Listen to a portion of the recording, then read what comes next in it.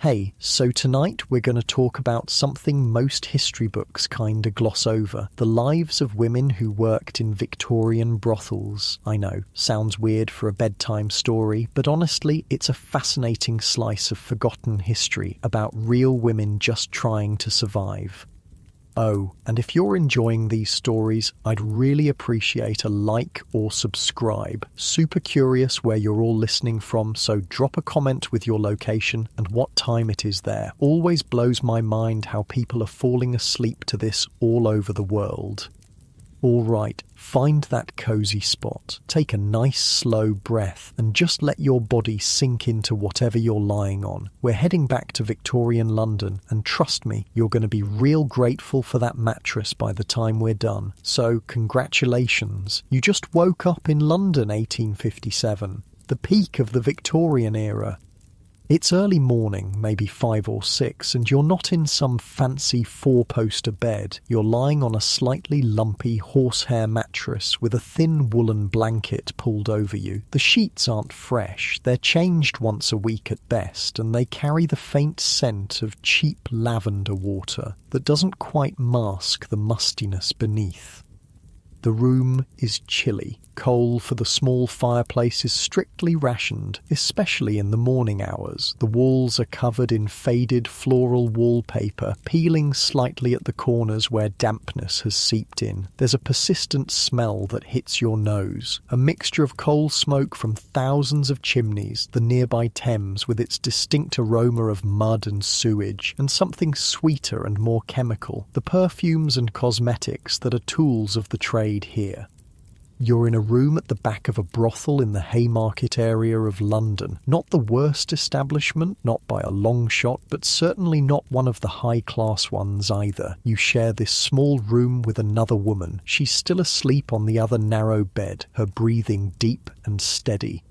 Shifting slightly, you feel the springs of the mattress creak beneath you. You stretch your legs, pointing your toes, feeling that tension and then the relief as you relax again. That's nice, just taking a moment before the day begins. Outside, London is already awake. You hear the clip-clop of horses' hooves on cobblestones, the rattle of cart wheels, and the first street vendors beginning their calls. "Fresh bread," someone shouts from a few streets away. The voice echoes between the tall buildings. "This is your life, Mary. They call you here, though that's not the name your mother gave you. You've been at this house for nearly 2 years now, which makes you something of a fixture. You've seen girls come and go. Some moved up to better houses. Some disappeared back to the poverty they came from. Some fell ill and never recovered." You sit up slowly, letting the blanket pool around your waist. The floorboards are cold against your bare feet as you reach for the woolen shawl hanging on the bedpost and wrap it around your shoulders. Nice and snug, that feels better. On the small table between the beds sits a chipped ceramic pitcher and basin. The water inside has a thin film of ice on top. Winter in London is brutal. You break it with your finger, the cold water stinging your skin before splashing your face. The shock of it fully wakes you, your breath catching for a moment before steadying again. Now let's talk about how you ended up here, in this room, in this life, because the story might not be what you'd expect. You weren't kidnapped or sold into this work as a child, though that happened to some girls, especially the very young ones. You weren't seduced and abandoned by some gentleman, left pregnant and destitute, though that too was a common enough tale. No, your path was more mundane, and in many ways more representative of how most women found themselves in this profession. You were a seamstress, a good one, with nimble fingers and a keen eye for detail, but there were hundreds of women like you in London, thousands even, all competing for the same poorly paid work.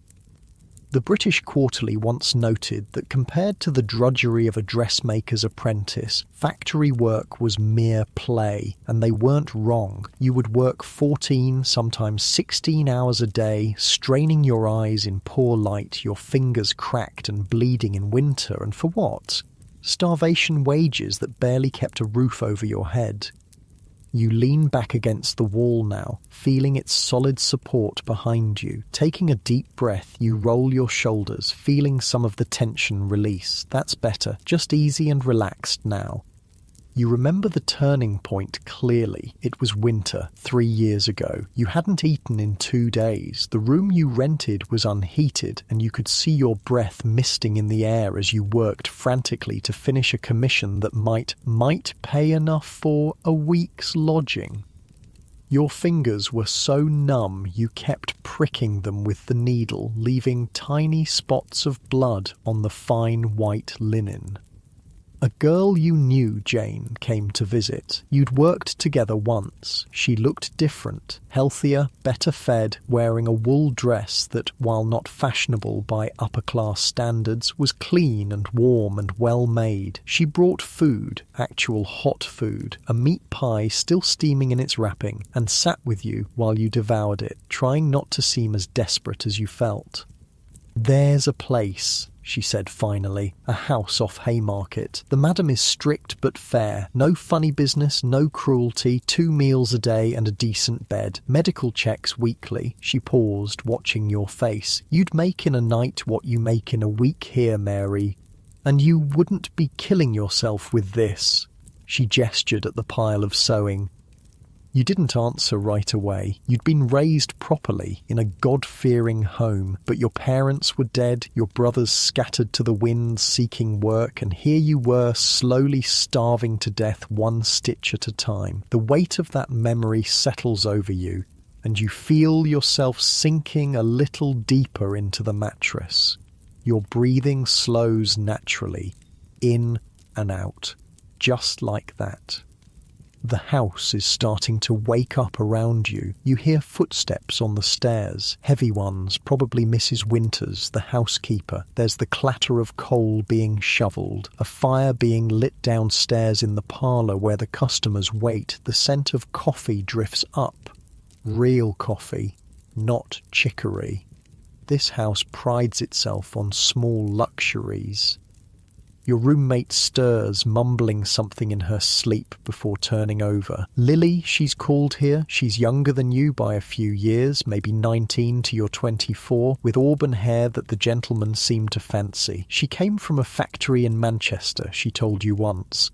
The noise of the looms had made her partially deaf in one ear. Time to get up properly. You have routines to follow, expectations to meet. Mrs. Winters runs a tight ship, and tardiness isn't tolerated. The madam, Mrs. Cartwright to her face, though the girls call her Carty when she's not around, expects everyone downstairs and presentable by noon. The brothel operates on a precise schedule. Mornings are for cleaning, bathing and rest. Afternoons see a few regular customers, businessmen on extended lunch breaks mainly. Evenings and nights are the busiest times, with the house often full until the early hours. But now, in this quiet morning moment, you take your time. You reach for the tin on the bedside table and remove the small lump of beeswax inside. Warming it between your palms, you then smooth it over your chapped lips. Another small luxury. Mrs. Cartwright insists that the girls take care of themselves. "You're selling an illusion, girls," she often says. "Gentlemen don't want to see the reality of a working woman's life." You find yourself nodding slightly at the thought. Good advice, really. Most of the men who visit don't want reality. They want fantasy, escape, something different from their respectable wives and homes, something that makes them feel special or powerful or simply seen. Standing up, you stretch fully, arms reaching toward the low ceiling, feeling the pleasant pull in your muscles. Your nightdress, a simple cotton affair, nothing like the silk and lace confections you wear for work, falls around your ankles as you move to the small wardrobe.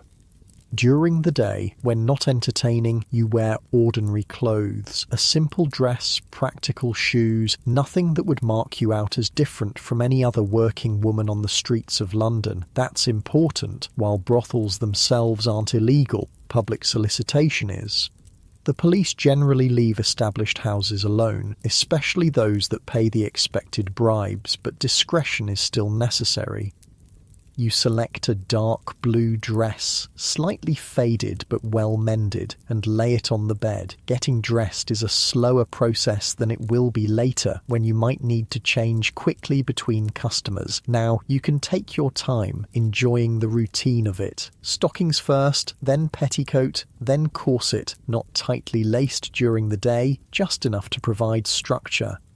As you dress, you think about the day ahead. Tuesday is usually quiet. There might be a few regulars in the afternoon. Mr. Phillips, the bank clerk who visits every other week and mainly wants to talk about his stamp collection. Or perhaps the nervous young man who gives his name as Smith and never stays longer than 15 minutes.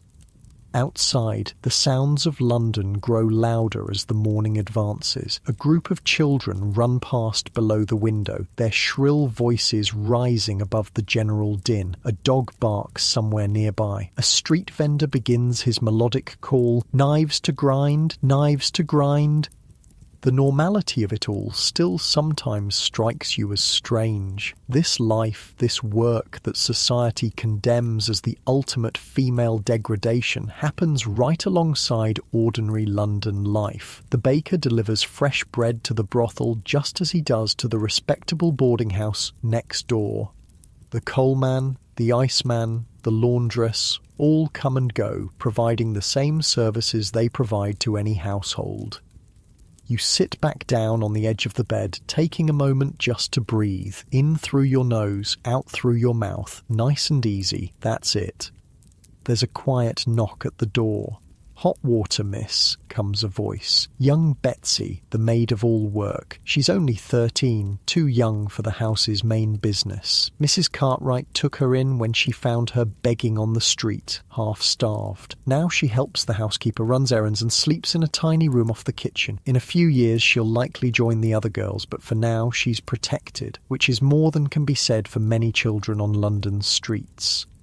"Come in, Betsy," you call. The door opens and the girl enters, carrying a large jug of steaming water. Her face is freshly scrubbed, her brown hair neatly braided. "Morning, Miss Mary," she says cheerfully, pouring the hot water into your basin. "Cold one today. Mrs. Winters says there might be snow later." "Thank you, Betsy," you say, giving her a smile. "Had your breakfast yet?"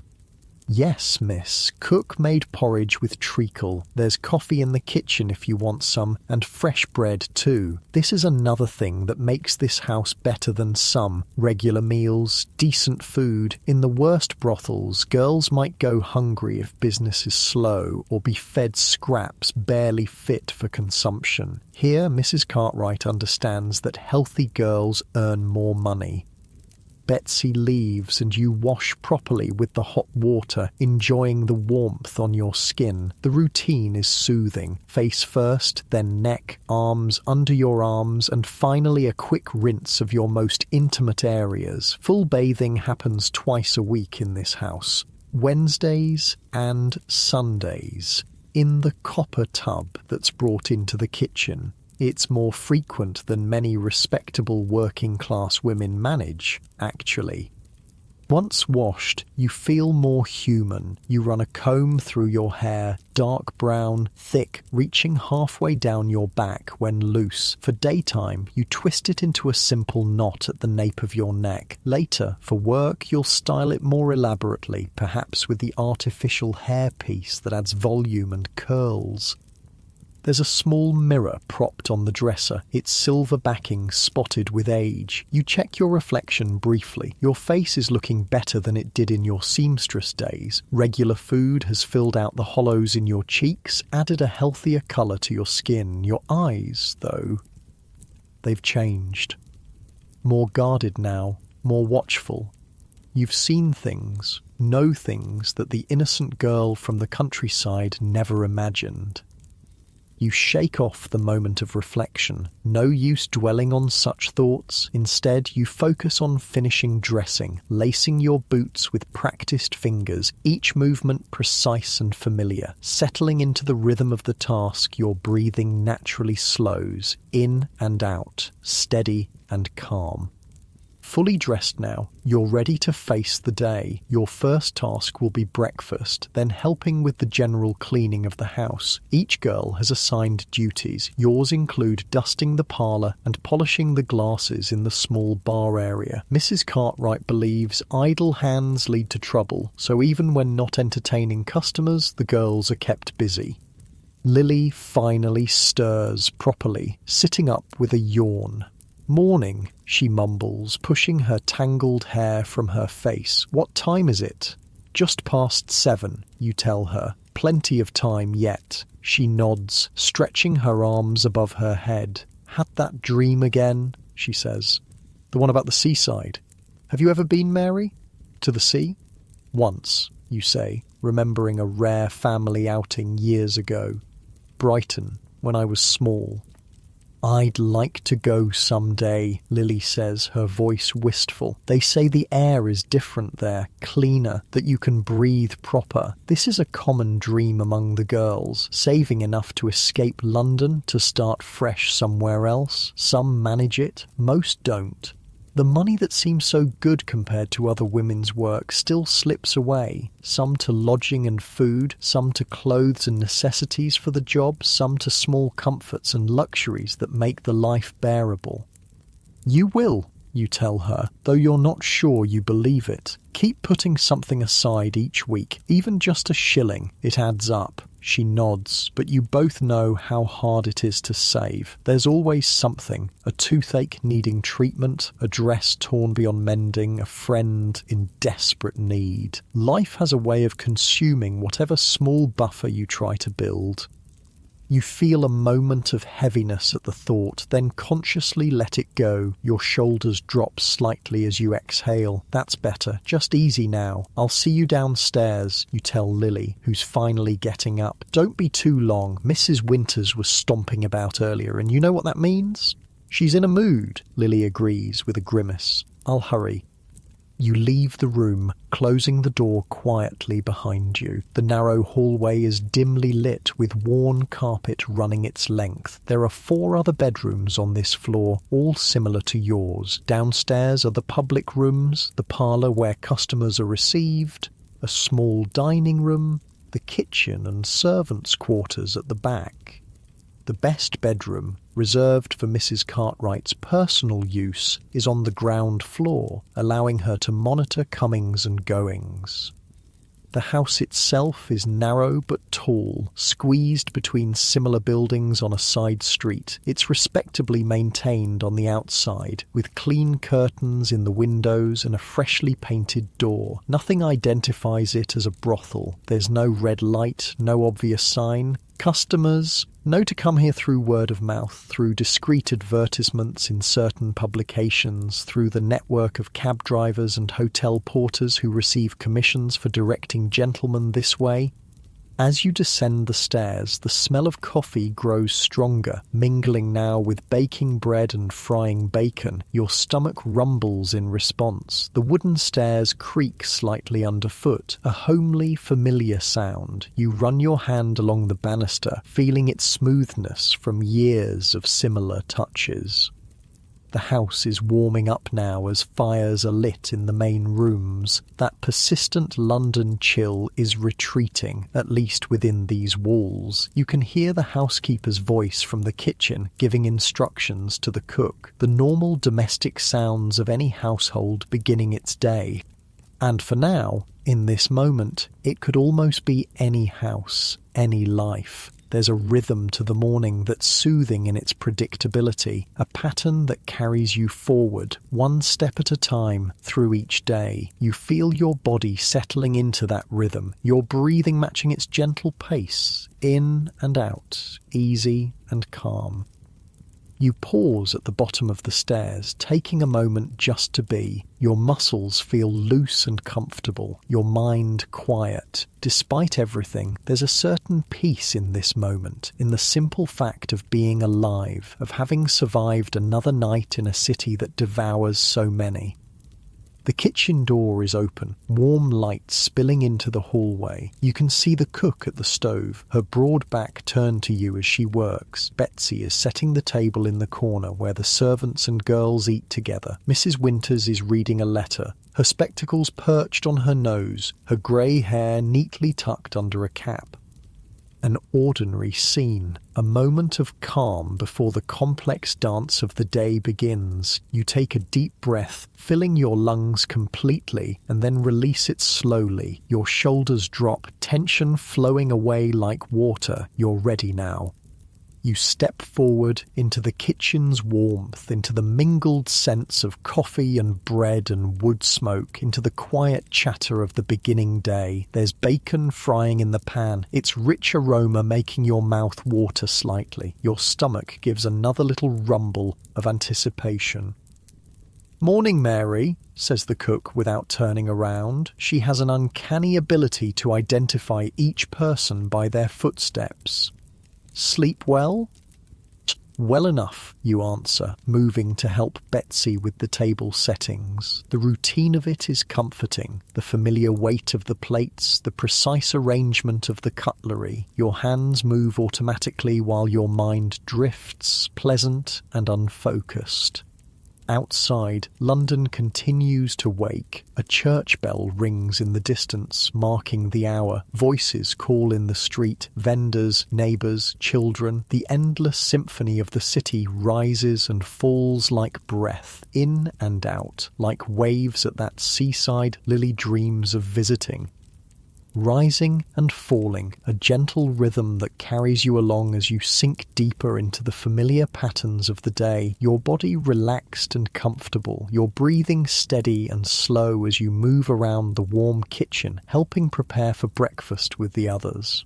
The smell of fresh bread grows stronger as the cook takes a loaf from the oven, its crust golden brown and crackling slightly as it cools. The kitchen table is large and rectangular, scarred with years of use. 8 chairs are squeezed around it, enough for the 5 girls currently working in the house, plus Mrs. Winters, Betsy, and cook. Mrs. Cartwright takes her meals separately in her private sitting room, maintaining the distance that she believes necessary for proper management. You slip into your usual chair, feeling the smooth, worn wood beneath you. The seat has been polished by years of use, shaped by countless bodies before yours. There's something comforting about that continuity, that shared experience across time. You settle in, feeling the solid support beneath you. Cook brings over a large pot of porridge, setting it in the centre of the table with a satisfying thud. It's good porridge, thick and creamy, made with milk rather than water, sweetened with a spoonful of treacle, another of the small luxuries that marks this house as a cut above the most basic establishments. "Eat up while it's hot," Cook says, her broad face flushed from the stove's heat. She's a widow in her 50s, came to work here after her husband's death left her destitute, never comments on the nature of the business, just cooks and keeps to herself, makes sure the girls eat properly, believes good food is the foundation of health. You help yourself to a generous bowl, the steam rising in fragrant curls. The first spoonful is hot and sweet on your tongue, the texture smooth and comforting. You close your eyes briefly, just enjoying the simple pleasure of good food when you're hungry. The other girls filter in gradually. First Emily, a petite blonde who's been here about 6 months. Then Sarah, older than most at nearly 30, with a no-nonsense attitude and a surprising talent for numbers. She helps Mrs. Cartwright with the accounts. Last is Josephine, the newest, still adjusting to the life, her eyes often red from private tears. Lily finally appears, hair hastily pinned up, still looking half asleep. She slips into the chair beside you just as Mrs. Winters begins serving the coffee. "Nearly missed breakfast," you murmur, passing her the porridge pot. "Worth it for an extra 10 minutes in bed," she whispers back with a small smile. The coffee here is another luxury, real coffee, not the chicory substitute that most working-class households make do with. It's strong and hot, sweetened with sugar for those who want it. You cradle the cup in both hands, feeling its warmth seep into your fingers. Nice and cosy. The rich aroma rises with the steam, rich and slightly bitter. Breakfast is a mostly quiet affair. There's an unspoken rule against discussing business this early. Instead, the conversation drifts to ordinary topics. The weather, a funny story about the butcher's delivery boy slipping in the alley yesterday, speculation about whether the greengrocer's wife is expecting again. Normal conversation, everyday matters, the kind of talk that happens around thousands of breakfast tables across London every morning. This normalcy is important, a reminder that despite the nature of the work, this is also just a place where people live, eat, sleep, and go about their daily business. You feel yourself relaxing into this ordinary moment, your shoulders dropping slightly, your breathing deep and even. The food settles warm in your stomach, providing energy for the day ahead. You take another sip of coffee, savouring the rich bitterness. After breakfast, the day's chores begin. The house runs on a strict schedule with specific tasks assigned to each girl, not just for efficiency, but because Mrs. Cartwright believes that routine and responsibility help maintain order and prevent the chaos that plagues less well-run establishments. Today, your morning duties include dusting the parlour and polishing the glassware in the small bar area. Simple, repetitive tasks that allow your mind to wander while your hands stay busy. There's something meditative about such work. The regular motion, the gradual transformation from dusty to clean, dull to shining.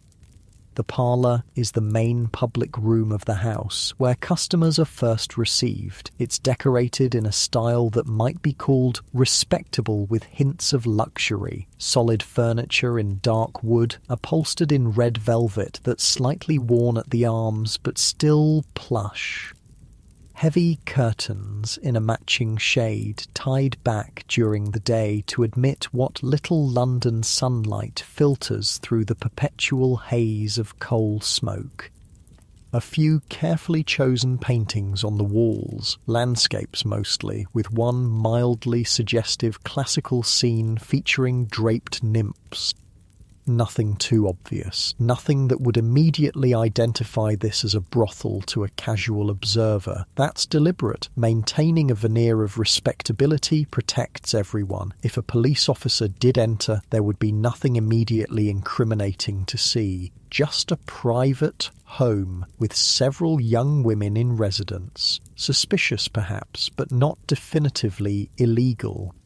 You begin your dusting, working methodically around the room. Feather duster first for the larger surfaces, then a slightly damp cloth for the more detailed work. The familiar motions are soothing, requiring just enough attention to keep your mind occupied without demanding deep concentration. As you work, you can hear the house around you, Mrs. Winters instructing Betsy on the proper way to black the kitchen range, cook humming tunelessly as she kneads dough for the day's bread, Lily's light footsteps overhead as she makes the beds, ordinary domestic sounds that could belong to any household. The mantelpiece holds several ornaments, a china shepherdess, a small brass clock, a pair of decorative urns. You dust each carefully, replacing them in exactly the same positions. Mrs. Cartwright notices if things are moved even slightly. The clock ticks steadily, marking the peaceful morning rhythm. Through the window you can see a slice of London life. A maid beating a rug in the small yard behind the house next door. A cat picking its way fastidiously along a garden wall. A boy running with a message clutched in his hand. You move to the small bar in the corner of the room. It's not elaborate, just a cabinet containing glasses and a few bottles of spirits. Most customers are offered a glass of sherry or brandy when they first arrive. A social nicety, a way of easing the transaction. The The glasses need polishing. They develop a film in London's sooty air even when not used. You take each one, breathing gently on it before rubbing with a soft cloth in circular motions. The glass makes a soft squeaking sound as it comes clean, reflecting the dim light in gleaming facets. The repetitive motion is almost hypnotic, round and round. Your breathing naturally synchronizes with the movement, in as you begin the circle, out as you complete it, slow and steady. Your hands know just how much pressure to apply, enough to clean effectively without risking breaking the delicate crystal.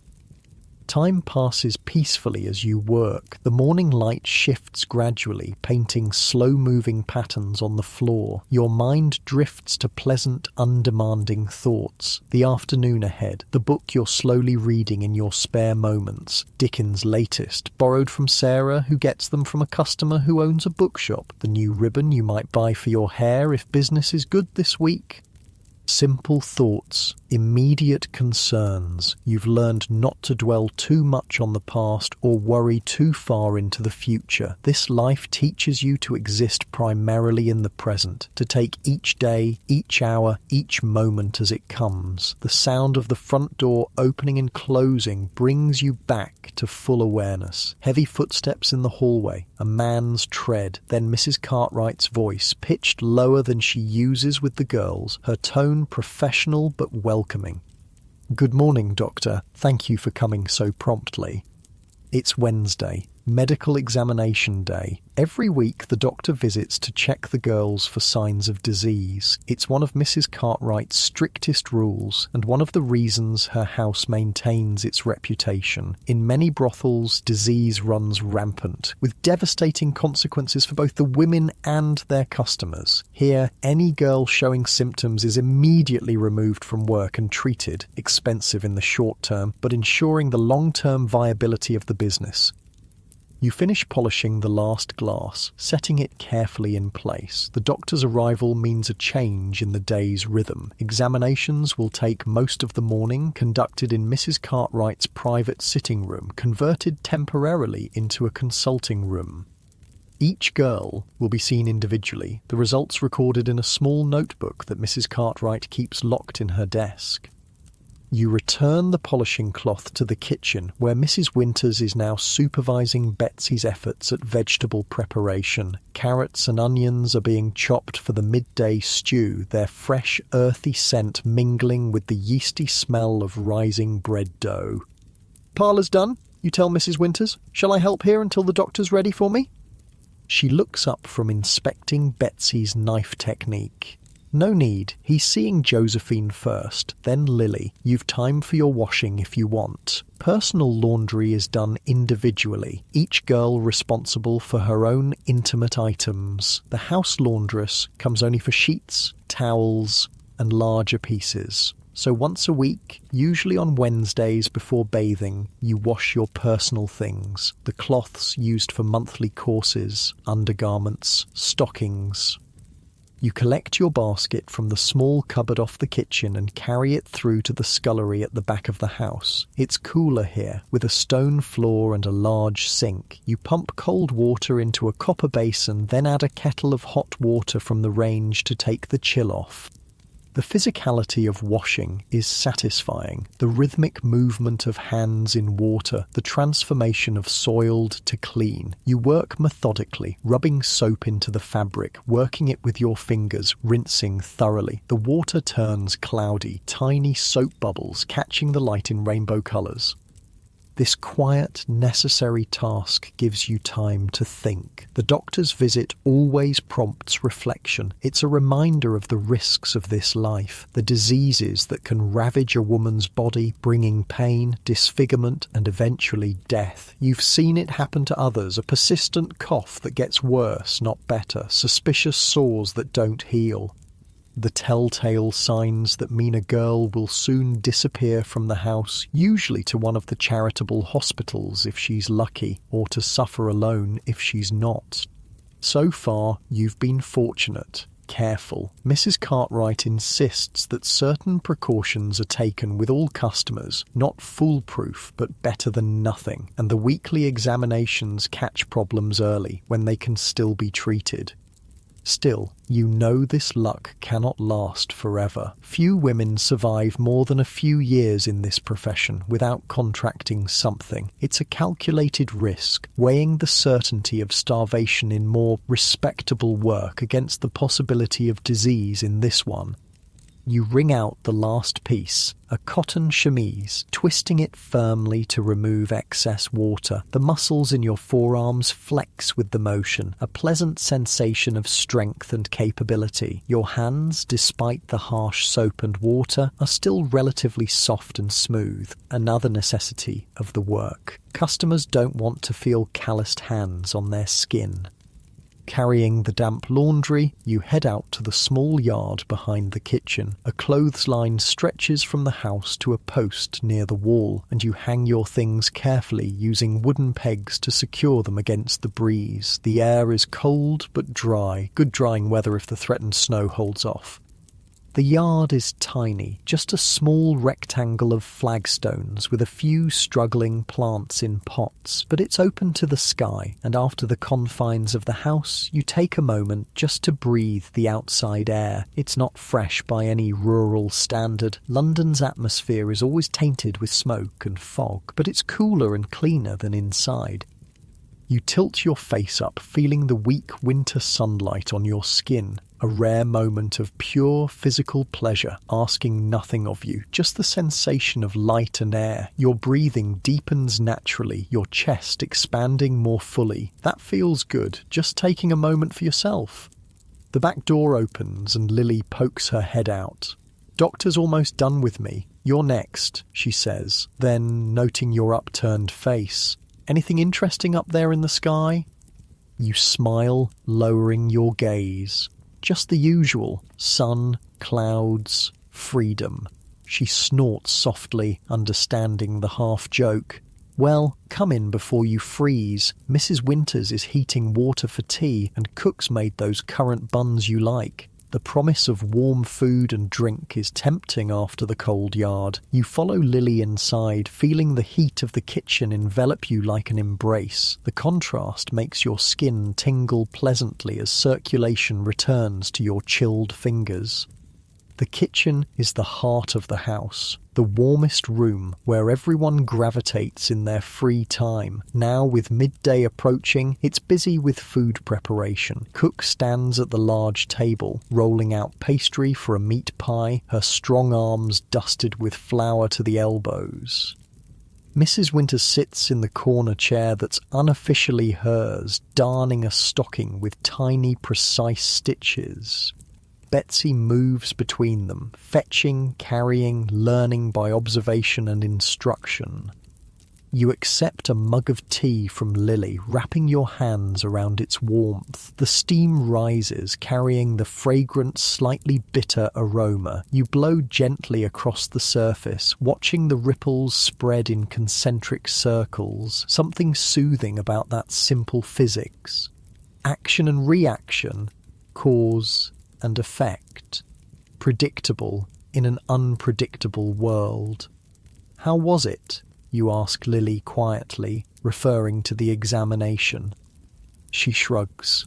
"Same as always. Cold hands, few questions, right in the book. All clear." She hesitates, then adds in an even lower voice, "Josephine wasn't, though. I heard Mrs. Cartwright telling her she's on rest for at least a week, medicine 3 times daily." You nod, unsurprised. Josephine has looked peaky lately, with dark shadows under her eyes and a persistent cough. Nothing serious yet, probably just the beginning of something that can be treated, but a reminder of the sword that hangs over all of you. A bell rings from the front of the house. Mrs. Cartwright summoning the next girl for examination. "That's you," Lily says, taking a bite of her currant bun. "Don't worry, he's in a good mood today. Barely poked at all." You set down your tea with a small sigh of regret. It was just reaching the perfect drinking temperature, but the doctor won't be kept waiting. His time is valuable, his services in demand across several similar establishments. Moving through the house toward Mrs. Cartwright's sitting room, you straighten your dress and smooth your hair automatically. Professional habits, ingrained after 2 years. Always present yourself well, even for something as clinical as a medical examination. The sitting room has been transformed for the doctor's visit. The small rosewood desk is cleared of its usual papers and ornaments, covered now with a clean white cloth. Upon it rest the tools of the doctor's trade: a stethoscope, small glass bottles of various solutions, a notebook and pencil. The comfortable armchair has been pushed back to make room for a straight-backed wooden chair positioned to catch the best light from the window. Dr. Harrison is a man of about 50 with greying hair and a neat beard. Unlike many doctors who serve this industry, he doesn't treat the women with contempt or unnecessary roughness. His manner is professional, his touch clinical rather than punitive. He wears a wedding ring and once mentioned children attending university. You sometimes wonder what his respectable family would think of his work with women like you. "Ah, Mary," he says, looking up from washing his hands in a basin. "How have you been keeping? Any concerns to report?" This is his standard opening, an acknowledgement that you're a person, not just a body to be examined, a small courtesy that matters more than it should. "Well enough. Thank you, Doctor," you reply. "No concerns." He nods, drying his hands on a clean towel. "Good. Good. Well then, shall we proceed?" Mrs. Cartwright sits discreetly in the corner, present as a chaperone, and to record the results, but positioned so as not to observe the actual examination, another small dignity in a situation that could easily lack any. The examination itself is brief but thorough. Breathing, heart rate, examination of the throat and eyes, then the more intimate check, quick and impersonal, his touch protected by thin gloves. You've learned to detach yourself during this part, to think of other things. The book, waiting in your room. The taste of the currant bun you'll have when this is over. The feel of sunshine on your face in the yard.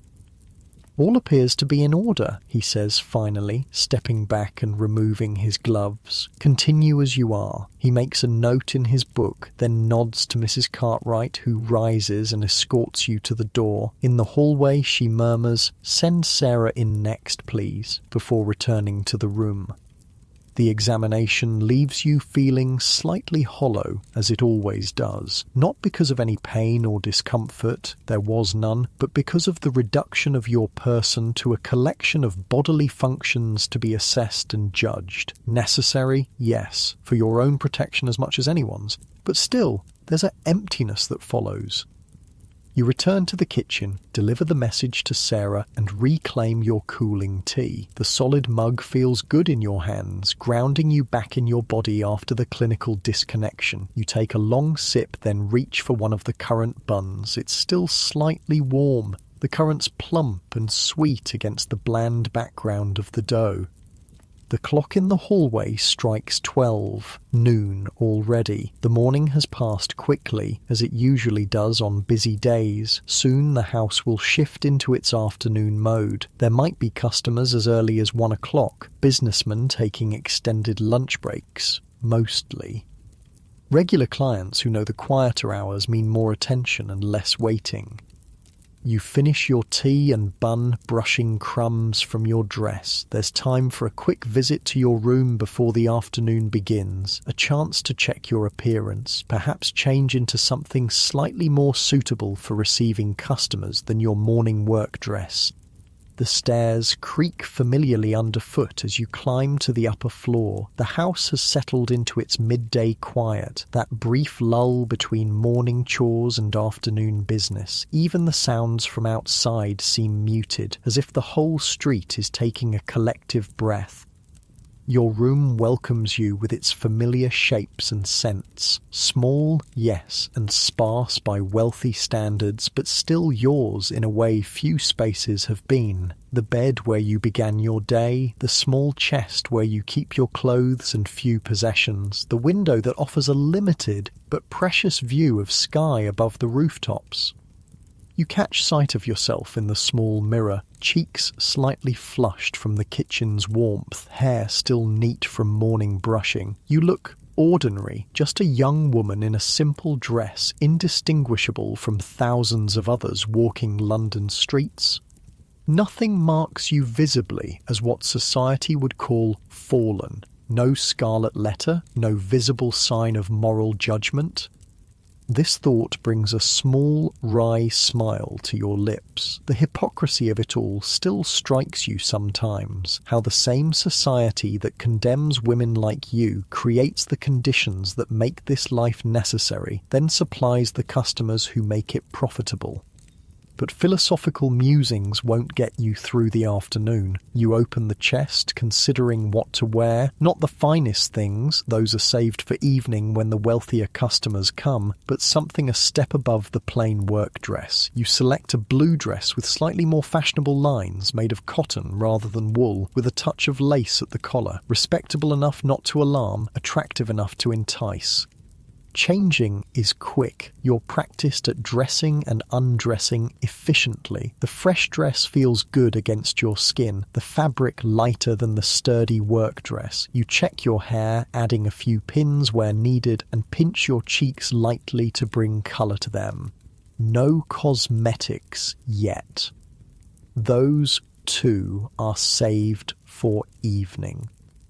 Daytime customers expect a more natural look, in keeping with the fiction that this is somehow a spontaneous encounter rather than a business transaction.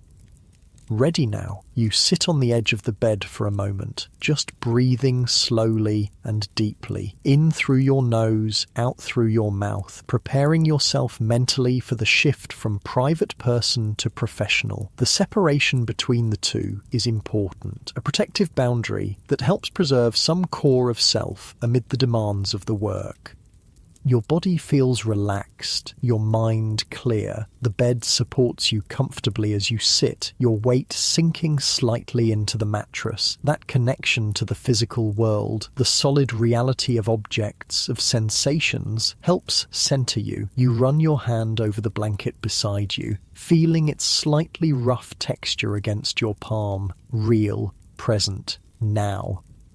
From downstairs comes the sound of the front door opening, then closing. Voices in the hallway, Mrs. Cartwright's professional welcome, a man's deeper tones in response. The afternoon has begun. You rise from the bed, smoothing your dress one last time, a final deep breath, filling your lungs completely before releasing it slowly. Your shoulders drop as the air leaves you, tension flowing away like water. You're ready now. The door handle is cool under your fingers as you pull it open. The hallway stretches before you, the stairs leading down to where life continues its complex dance. Each step feels deliberate as you move forward, your breathing steady and even, your posture balanced and controlled, just like that, easy and calm. You descend into the afternoon, into whatever it may bring, your mind settled into the present moment. The wood of the banister is smooth beneath your trailing hand, polished by countless similar journeys. The house creaks and settles around you, a living thing with its own rhythms and patterns. You become part of that pattern, flowing with it rather than against it, each breath matching its gentle pulse. Nice and easy. That's it, moving forward one step at a time into the continuing day. The parlour is already occupied when you reach the bottom of the stairs. Mrs. Cartwright stands near the fireplace, one hand resting elegantly on the mantelpiece as she speaks to a visitor. The man has his back to you, middle-aged by the look of his posture, dressed in a well-cut but not ostentatious dark coat. A businessman, most likely. You pause in the doorway, waiting to be acknowledged. Mrs. Cartwright glances up, gives you a slight nod, permission to enter. "Ah, and here is Mary now," she says smoothly. "Mary, this gentleman was just asking after some pleasant company for an hour or so." The visitor turns, revealing a face that matches your initial impression, around 45, with greying hair at the temples and the weathered complexion of someone who spends time outdoors. His expression is polite, but slightly awkward. A new customer, then. "How do you do, sir?" you say, dropping a small curtsy. Not too deep, just enough to show proper manners. Your voice is different now, a touch softer, slightly more refined than your natural speech, the professional voice, learned through observation and practice. "Charles Wilson," he introduces himself, bowing slightly in return. Probably not his real name. Many customers use aliases, but that hardly matters. "Would you care for some refreshment, Mr. Wilson?" Mrs. Cartwright asks, gesturing toward the small bar you polished earlier. "A glass of sherry, perhaps, or brandy if you prefer. It's part of the ritual. This offer of a drink creates the illusion of a social call rather than a commercial transaction. Most men accept, using the time to assess the women and settle their nerves if they're new to the house." "Sherry would be most welcome," he says, and Mrs. Cartwright moves to pour it, her movements graceful and assured. You take the opportunity to study him more carefully. His clothes are good quality, but show signs of wear. A businessman doing well enough, but not extravagantly so. His hands reveal more, slightly roughened, with clean but trimmed nails. Someone who works with his hands sometimes, despite the business attire. A merchant, perhaps, or a shop owner who still helps with stock. Mrs. Cartwright hands him the glass of amber liquid, then excuses herself with practiced discretion. "I'll leave you two to become acquainted. The blue room is available when you're ready." And with that, she slips from the parlour, closing the door softly behind her. Now, it's just the two of you, standing a few feet apart in the quiet room. The fire crackles gently in the grate, sending shifting patterns of light across the walls. Outside, you can hear the muffled sounds of London, a cart passing, voices calling, the distant whistle of a train. "Please, sit down," you say, gesturing to one of the armchairs by the fire. "Make yourself comfortable." He does, perching somewhat stiffly on the edge of the seat. Nervous, then, you take the chair opposite, arranging your skirts with a practiced motion, not too close, giving him space, not appearing too eager. The dance has its steps, its rhythm. "Is this your first visit to Mrs. Cartwright's establishment?" you ask, though you already know the answer. He takes a sip of sherry before responding. "Is it that obvious?" You smile, just slightly. "Not at all. I simply haven't had the pleasure of your company before, and I know all our regular visitors." This seems to relax him somewhat. He leans back a little in the chair, the stiff line of his shoulders softening. "Yes, it's my first time. A business associate recommended the address, said it was respectable." That word again, respectable, so important in this society, this time. The thin veneer that makes the unacceptable acceptable, that allows men like Mr. Wilson to visit places like this without having to acknowledge what they're really doing. Mrs. Cartwright runs a very proper house, you agree. You'll find everything here is conducted with discretion and good taste. He nods, takes another sip of his sherry. You notice his hand is steadier now. The initial awkwardness is fading as the familiar social patterns assert themselves. For all its illicit nature, this interaction follows rules that are comfortingly predictable. "And you, Miss Mary, was it? Have you been here long?" It's a common question. Part curiosity, part assessment of your experience level, part attempt to make this feel like normal conversation. "Nearly 2 years, you answer. The truth, in this case. No need for elaboration. The conversation continues in this vein for several minutes. Light, impersonal topics, the weather, the recent exhibition at the Crystal Palace, a vague discussion of his business as an importer of tea and spices. Nothing too personal, nothing too revealing. Just enough to establish a minimal connection to ease the transition from strangers to what comes next. You observe him as he speaks, noting the details that will help you provide what he's seeking. His manner is restrained but not cold. His gaze meets yours steadily, without the furtive quality some men have. He seems lonely, perhaps, a widower or a man whose wife has been long ill. Someone seeking not just physical release, but human warmth. As he finishes his sherry, you sense the moment has come. The preliminary conversation has served its purpose. Now the real business must be addressed. "Would you care to continue our conversation somewhere more private, Mr. Wilson?" you ask, your voice gentle. He sets down his empty glass, nods. "Yes, I believe I would." You rise from your chair, feeling the smooth muscle movement in your legs, the slight adjustment as you find your balance. The fire has warmed the room nicely, and your body feels loose and comfortable. You extend your hand to him, not a demand, just an offer. "This way, then."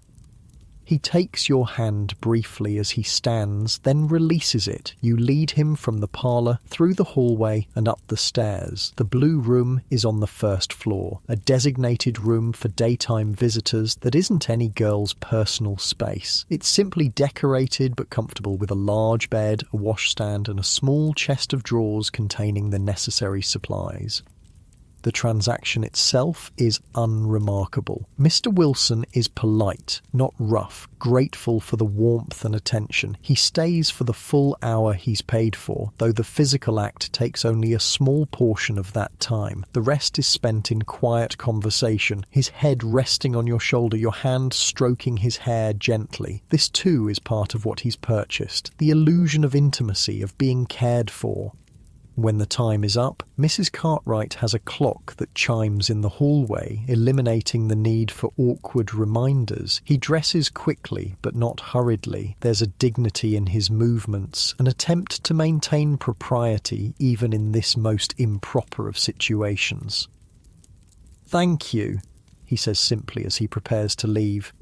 He presses a small additional coin into your hand, a tip, a token of appreciation. "You've been very kind."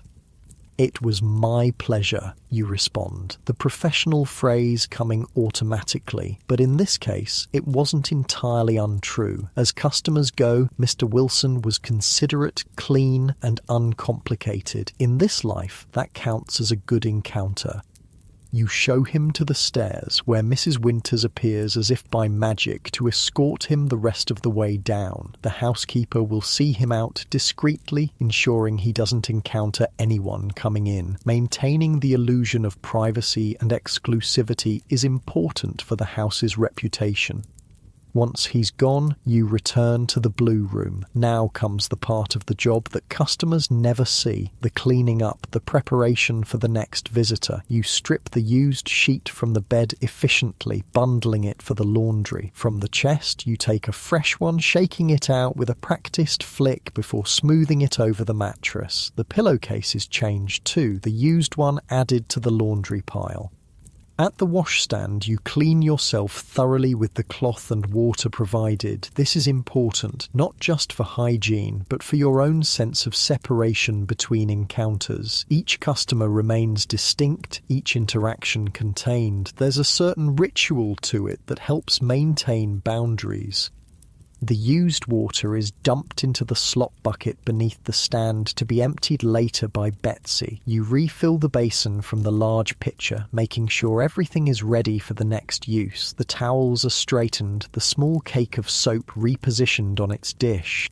Finally, you check your appearance in the mirror hanging over the chest. Your hair is slightly mussed. You fix it with a few deft movements of your fingers. Your dress has a small wrinkle where Mr. Wilson gripped it. You smooth this away with your palm. Your face looks back at you, unchanged, the same eyes, the same mouth, still you.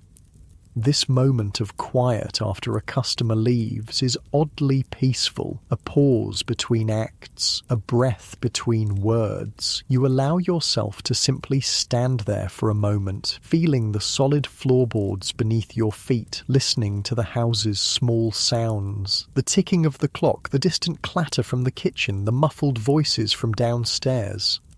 Your breathing falls into a natural rhythm, in through your nose, out through your mouth. Your shoulders drop slightly as tension releases. This too is part of the work, learning to let go, to not carry one encounter into the next. Easy now, that's it.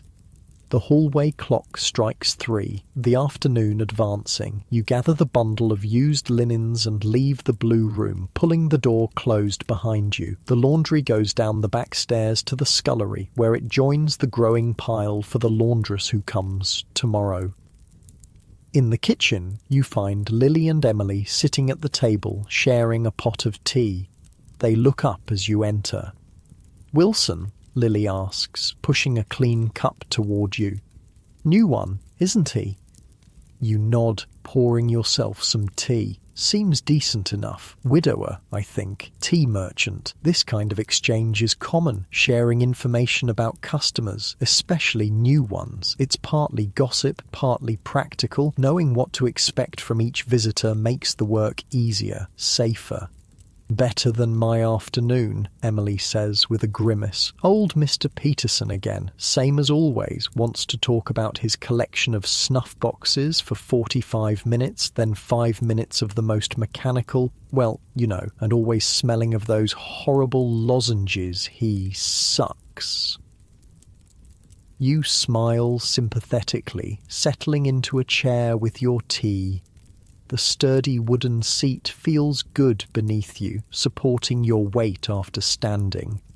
At least he's quick about that part. "Small mercies," Emily agrees with a rueful laugh. This camaraderie is one of the unexpected benefits of the life. There's a solidarity among the women here, a shared understanding that creates bonds despite the competitive nature of the work. You can speak freely with each other in a way that would be impossible with outsiders. No need to explain, to justify, to defend. Just acceptance of the reality you all share. The kitchen is warm and comforting after the cooler blue room. Cook is preparing vegetables for the evening meal, the rhythmic sound of her knife against the cutting board creating a soothing background to the conversation. The smell of baking bread fills the air. The second batch of the day for tonight's dinner. You take a sip of tea, feeling its warmth spread through your chest. It's good tea, another of the house's small luxuries. Mrs. Cartwright understands that well-fed, comfortable girls earn more and create fewer problems. The food here is plain but plentiful. The small comfort sufficient to create loyalty. "Anyone else booked for this afternoon?" you ask, reaching for a slice of the seed cake that sits on a plate in the centre of the table. Lily shakes her head. "Quiet day. Sarah had someone earlier, and Josephine's still resting after what the doctor said. Mrs. Cartwright's in her office doing the accounts." A quiet afternoon is no bad thing. The real business happens in the evenings anyway, when the regular customers come after their offices close, or the occasional gentleman seeks entertainment after an evening at his club. Afternoons are often slower, more unpredictable. You break off a small piece of the seed cake, appreciating its dense, slightly sweet texture. Cook has a way with these simple foods. Nothing fancy, but well made with good ingredients. The caraway seeds add a distinctive flavour, aromatic and slightly spicy. "I might go out for a bit then," you say after finishing your cake. "Need to get some hairpins and writing paper. Anyone want anything from the shops?" Running small errands during quiet periods is allowed, even encouraged. Mrs. Cartwright believes that fresh air is beneficial and that occasional glimpses of normal life help keep the girls content with their situation. As long as you're back well before the evening begins, there's no objection. Both Lily and Emily decline the offer of shopping, so after finishing your tea, you head upstairs to get your shawl and purse. The small leather purse contains your personal money, tips from customers, the small weekly allowance Mrs. Cartwright provides beyond room and board. Not much, but enough for small purchases and the occasional treat. Your shawl is wool, dark blue and warm, if somewhat plain. Nothing that would mark you out as different from any other working woman doing her shopping. You wrap it around your shoulders, feeling its familiar weight settle comfortingly. The wool is slightly scratchy against your neck, but in a pleasant way, grounding you in physical sensation.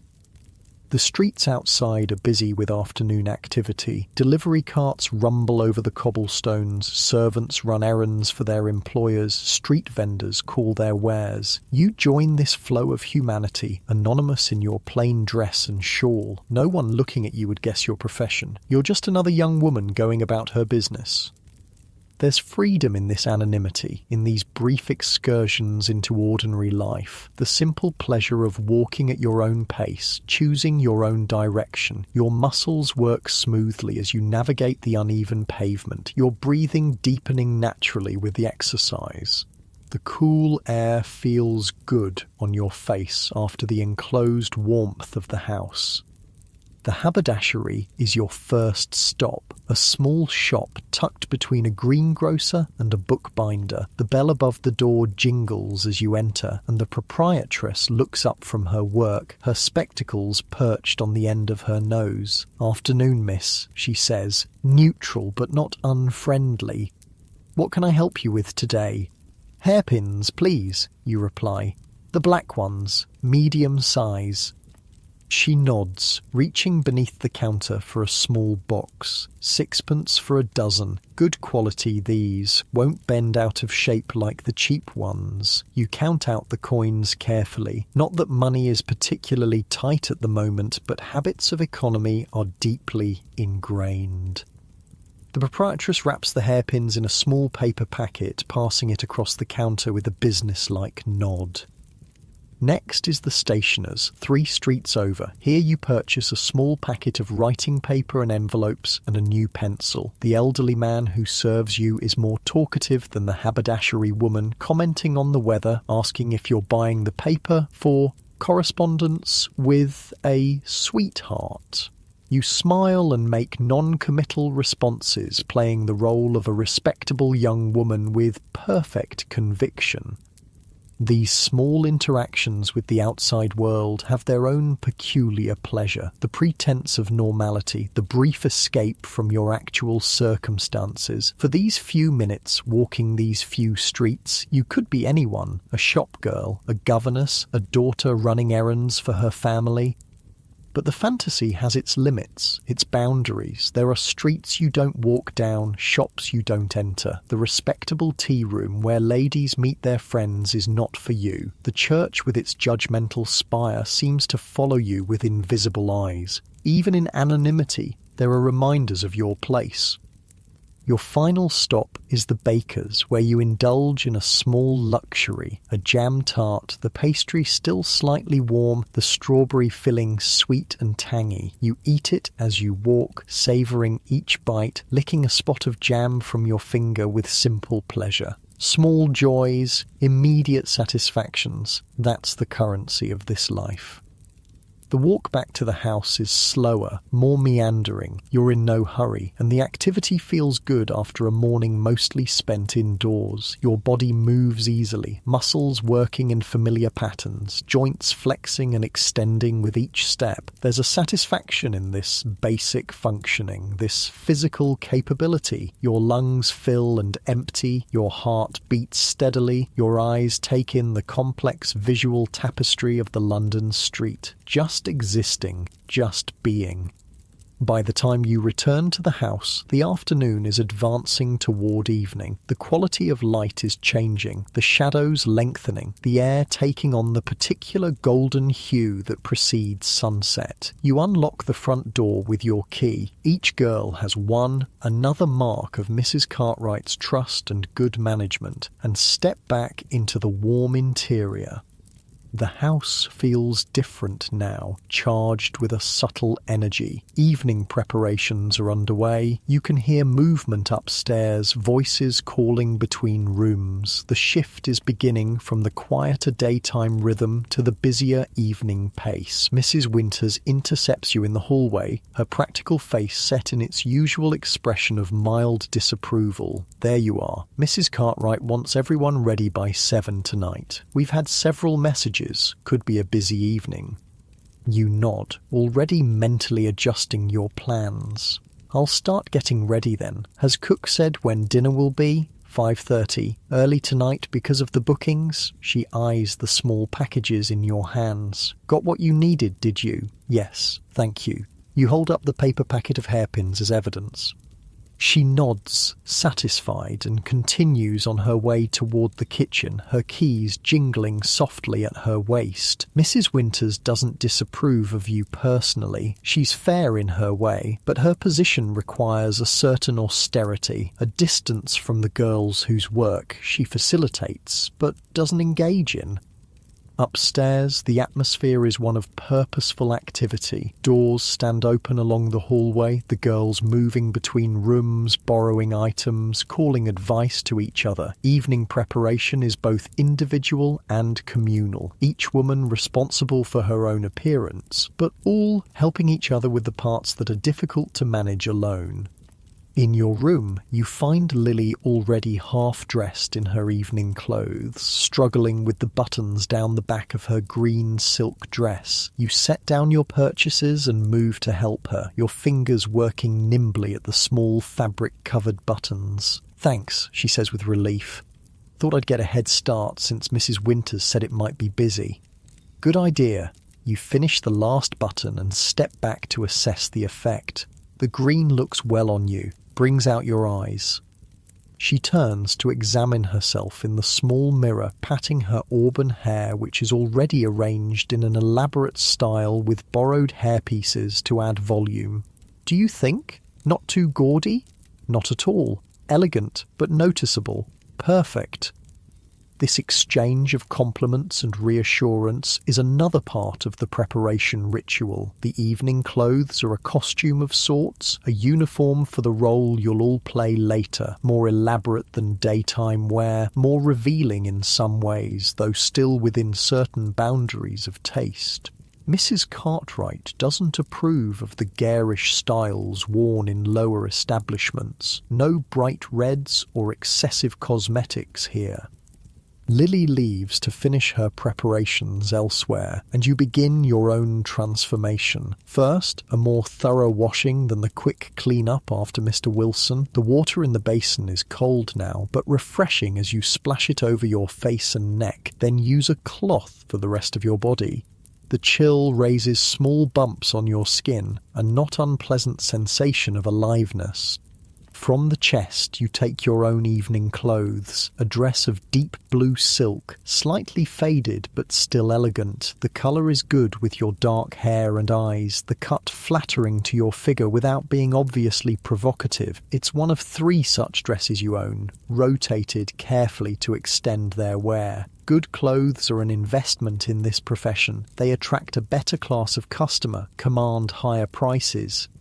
Dressing is a methodical process. Fresh undergarments first, the fine cotton chemise and drawers that are another small luxury, so different from the rough fabrics of your seamstress days. Then the corset, which you can fasten at the front before turning it around and tightening the laces. Not too tight. You need to breathe comfortably, move easily, but enough to create the fashionable silhouette.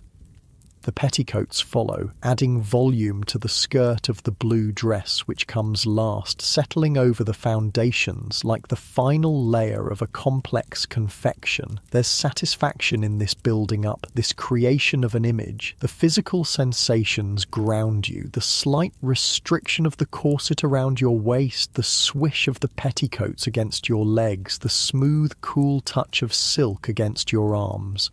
Hair, is next. You take down the simple knot of daytime, brushing out the dark waves until they shine. The newly purchased hairpins are put to immediate use as you create a more elaborate arrangement, not as complex as what a lady's maid might achieve, but neat and becoming with soft curls framing your face and the mass secured at the back of your head. A light touch of cosmetics completes the transformation. Nothing obvious. Mrs. Cartwright insists on a natural appearance. Just a bit of rice powder to smooth the complexion, a touch of rouge for the cheeks and lips, carefully blended to avoid any artificial appearance. The effect is subtle but effective, a slight enhancement of your natural features, a fresh, healthy glow. The final touch is scent, not heavy perfume, but a delicate lavender water dabbed at pulse points, wrists, behind ears, the hollow of your throat. The fragrance rises subtly with your body's warmth, a clean, pleasant aroma that masks any lingering traces of the day's activities.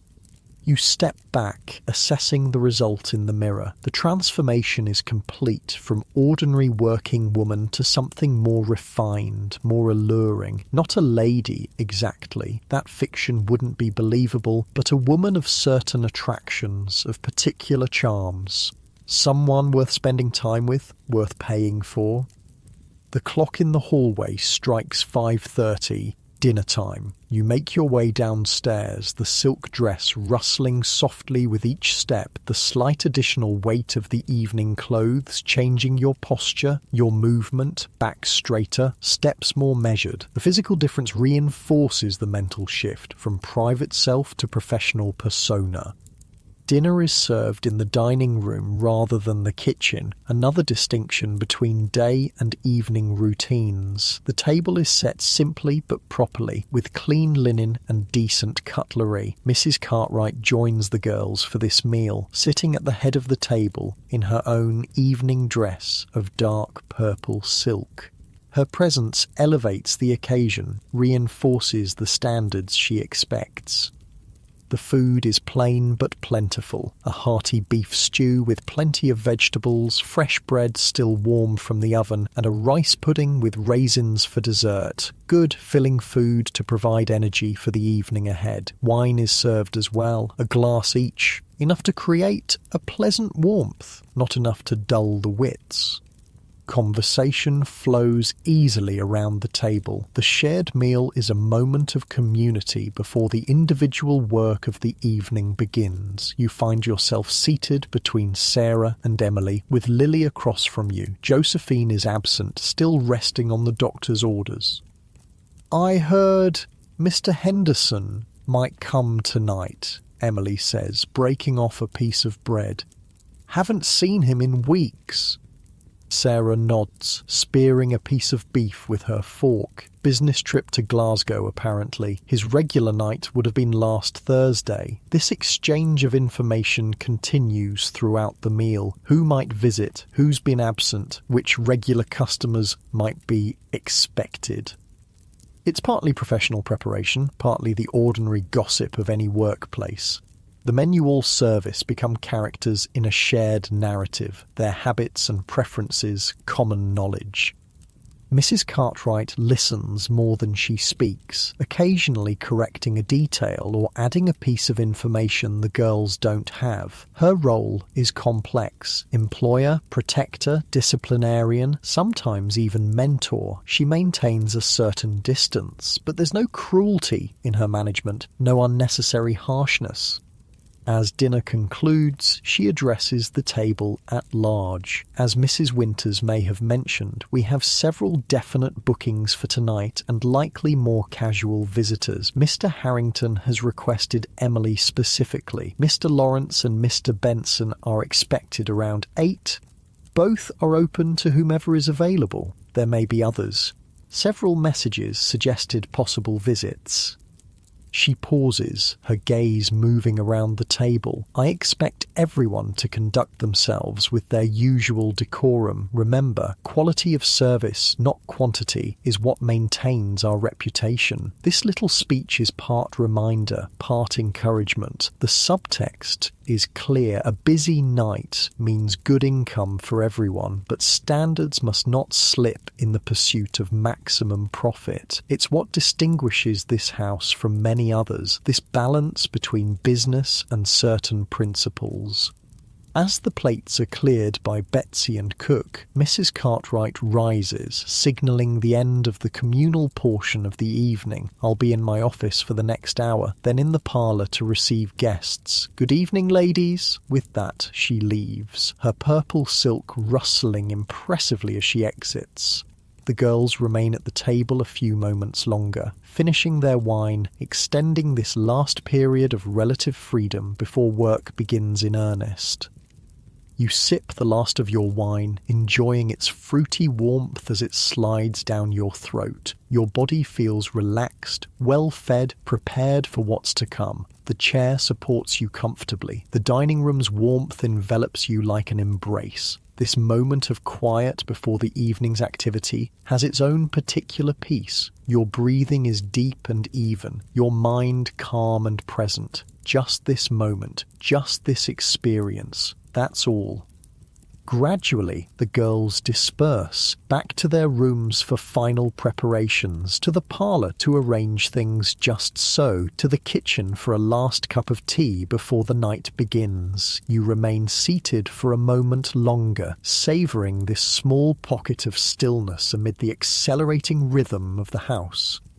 Finally, you too rise, feeling the slight weight of the silk dress settle around you as you stand. Your muscles move smoothly, your balance adjusts automatically. The physical sensations anchor you in your body, in the present moment. You straighten your shoulders, lift your chin slightly, ready now. The evening stretches ahead, its exact shape still unknown. There will be customers, some familiar, some new. There will be the performance of charm, of interest, of desire, the physical acts that are the actual commodity being sold, the small talk and large silences, the unexpected moments of connection or alienation.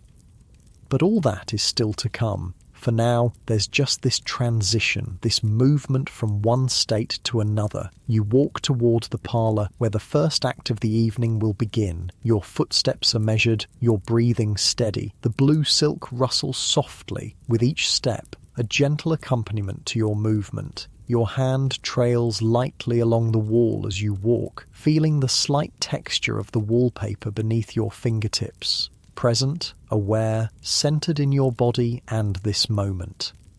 Just like that, easy and calm. The parlour has been transformed for the evening. Heavy curtains drawn against the night, gas lamps lit and adjusted to create a warm, flattering glow. The fire burns brightly in the grate, dispelling the perpetual London chill. A decanter of sherry and several glasses stand ready on the small table, alongside a dish of sugared almonds and some small fancy biscuits. Sarah is already there when you enter, arranging herself artfully on one of the sofas. Her evening dress is a deep burgundy that complements her fair colouring, her blonde hair elaborately styled with small pearl pins. She looks up as you join her. "You look well," she says, assessing your appearance with a professional eye. "The blue brings out your eyes." "Thank you," you reply, settling into one of the armchairs. The upholstery is slightly worn but still comfortable, the velvet smooth beneath your hands. "Quiet still?" She nods. "Early yet. Mrs. Cartwright says the first booking isn't until 8. She adjusts a fold of her dress, smoothing the rich fabric with practised hands. Might be slow to start but busy later. It's the end of the month. Gentlemen have just been paid. This practical observation reminds you of Sarah's background. She worked as a clerk in a draper's shop before entering this life and still has a head for figures and business patterns. It's why Mrs. Cartwright trusts her with the account books sometimes. The conversation drifts to ordinary topics as you both wait. A new shop that's opened nearby. Speculation about whether Cook's persistent cough needs medical attention. Whether the coal delivery will arrive tomorrow as promised.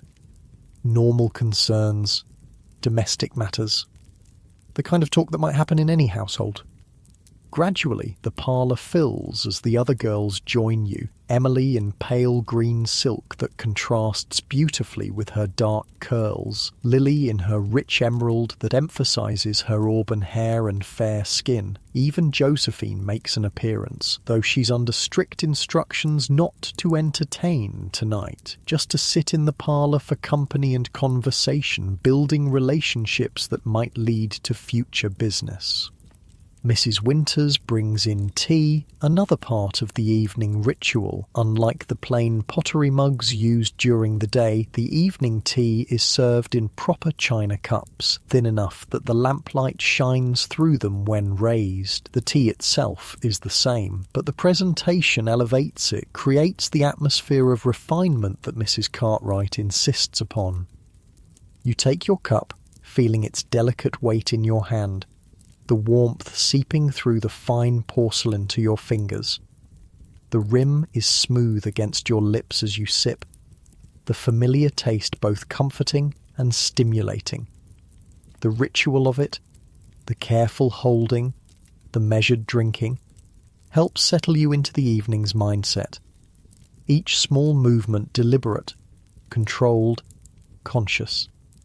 The conversation ebbs and flows around you, a pleasant background to your own thoughts. Your body feels relaxed but alert, ready for the evening's work but not tense or anxious. The corset provides gentle support, the silk dress a pleasant sensation against your skin. You're aware of your posture, maintaining the elegant line that's been trained into you over these 2 years. Back straight, but not rigid, shoulders back, chin slightly lifted. The hallway clock strikes 8, its chime resonating through the house. Almost simultaneously, there's a knock at the front door, the first customer of the evening arriving. Mrs. Cartwright appears in the parlour doorway, her purple silk rustling impressively as she moves. "Emily, Mr. Harrington has arrived. He's asked for you specifically." Emily sets down her teacup with a small nod, rises gracefully, and follows Mrs. Cartwright out. The transaction will take place in the madam's private office. Money exchanged, specific requests noted, boundaries established. Then, Emily will escort Mr. Harrington upstairs to her room. Not the blue room of daytime visitors, but her own personal space, prepared for evening clients with fresh linens and additional touches of luxury. A small vase of flowers, a bottle of cologne, perhaps a few drops of scented oil in the lamp to perfume the air subtly. The remaining women continue their quiet conversation, but there's a shift in energy now. The evening has officially begun. Any minute, the door might knock again, bringing another customer. Another assignment. Sure enough, barely 10 minutes pass before the knock comes again. This time it's Sarah who is summoned, a regular client, Mr. Lawrence, who visits every other Tuesday with reliable punctuality. Lily leans toward you after Sarah leaves, her voice low. "I heard from Cook that there's a new gentleman expected tonight, apparently quite wealthy, a banker or some such. Mrs. Cartwright was quite specific about making sure the best sherry was out. This kind of information is valuable, knowing what to expect, being able to prepare the right approach. Different customers want different things, and it's not always about the physical act. Some want conversation, some want sympathy, some want admiration. Discerning what each man truly seeks beyond the obvious is a key skill in this profession. Did she say anything else about him?" you ask, equally quietly. Lily shakes her head. "Just that he's new to the house, but came with a recommendation from someone Mrs. Cartwright trusts." The conversation is interrupted by another knock. This time, it's your name that Mrs. Cartwright calls. You set down your teacup, smooth your skirts, and rise with practiced grace. Your muscles respond smoothly, your movements measured and deliberate. As you cross to the door, You're aware of the slight sway of your skirts, the subtle shifting of the silk against your petticoats. Each step grounded, balanced. In the hallway, Mrs. Cartwright waits with a gentleman you don't recognise. He's tall, perhaps in his late 30s, with the well-fed look of prosperity and the confident posture of someone accustomed to authority. His clothes are excellent quality, not flashy, but expensively tailored, with the understated elegance that speaks of true wealth rather than aspiration. "Mary, this is Mr. Hamilton," Mrs. Cartwright says smoothly. "Mr. Hamilton, may I present Mary, one of our most accomplished young ladies." You curtsy slightly, offering your hand with a small smile. "A pleasure to meet you, Mr. Hamilton." He takes your hand briefly, his grip firm but not aggressive. His eyes, grey and sharp, assess you with obvious appreciation but without the overtly leering quality some men display. "The pleasure is mine, I'm sure." Mrs. Cartwright makes a small gesture toward her office. "If you'll just step this way for a moment, Mr. Hamilton, to settle the business details. Mary, perhaps you could wait in the parlour. This is standard procedure. The financial arrangements are never discussed in front of the girls, maintaining the fiction that this is a social encounter rather than a commercial transaction." You nod and return to the parlour while they disappear into the office. Lily raises an eyebrow inquiringly when you re-enter. "The new one?" "Yes," you confirm, resuming your seat. "Seems the respectable type. Banker or lawyer, I'd guess from the clothes and manner." She nods, understanding the unspoken assessment. Different types of men require different approaches. The respectable ones often want more elaborate pretense, more conversation, more courting ritual, more assurance that this is somehow different from a straightforward exchange of money for services.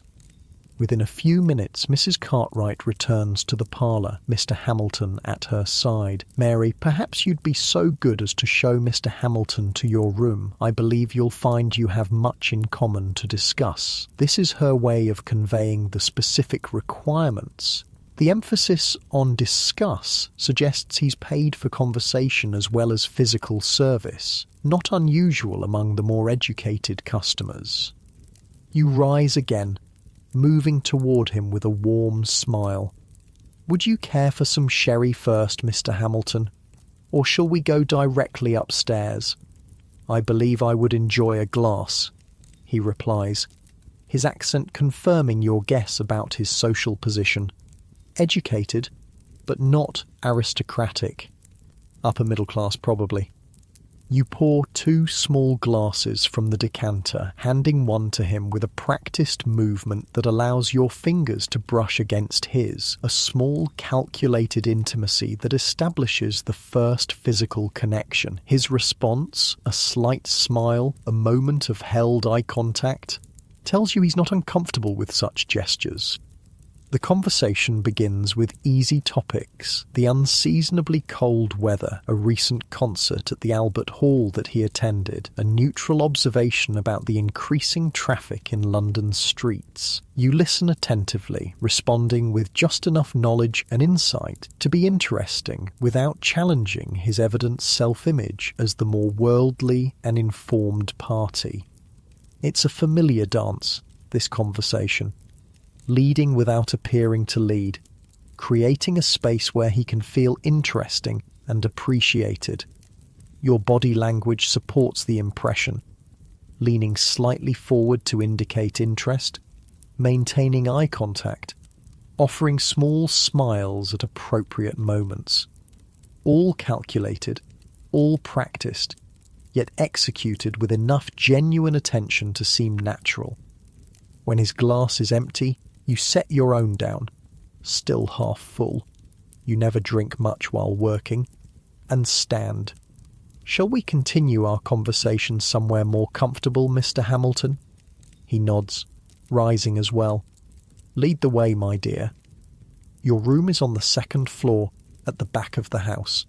It's small but carefully arranged to create an impression of intimacy and comfort.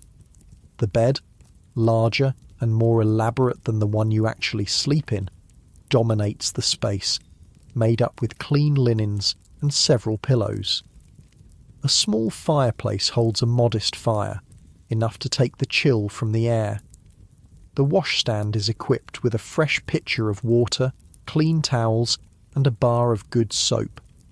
A screen in the corner provides a semblance of privacy for undressing. The gas lamp is turned low, creating a gentle, flattering light that softens imperfections and creates an atmosphere of warmth. A small vase of hothouse flowers, an extravagance, but one that Mrs. Cartwright considers worthwhile for evening clients, adds a touch of colour and scent. Mr. Hamilton looks around with approval. "Charming," he comments. "Quite charming." "Thank you," you reply, closing the door softly behind you. "Please, make yourself comfortable." What follows is the standard pattern of such encounters.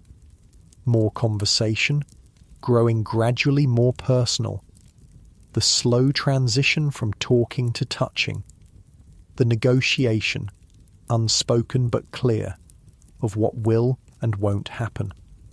The physical act itself, performed with professional skill and apparent enthusiasm. Mr. Hamilton proves to be a considerate partner, not rough or demanding, mindful of mutual pleasure even in this purchased intimacy.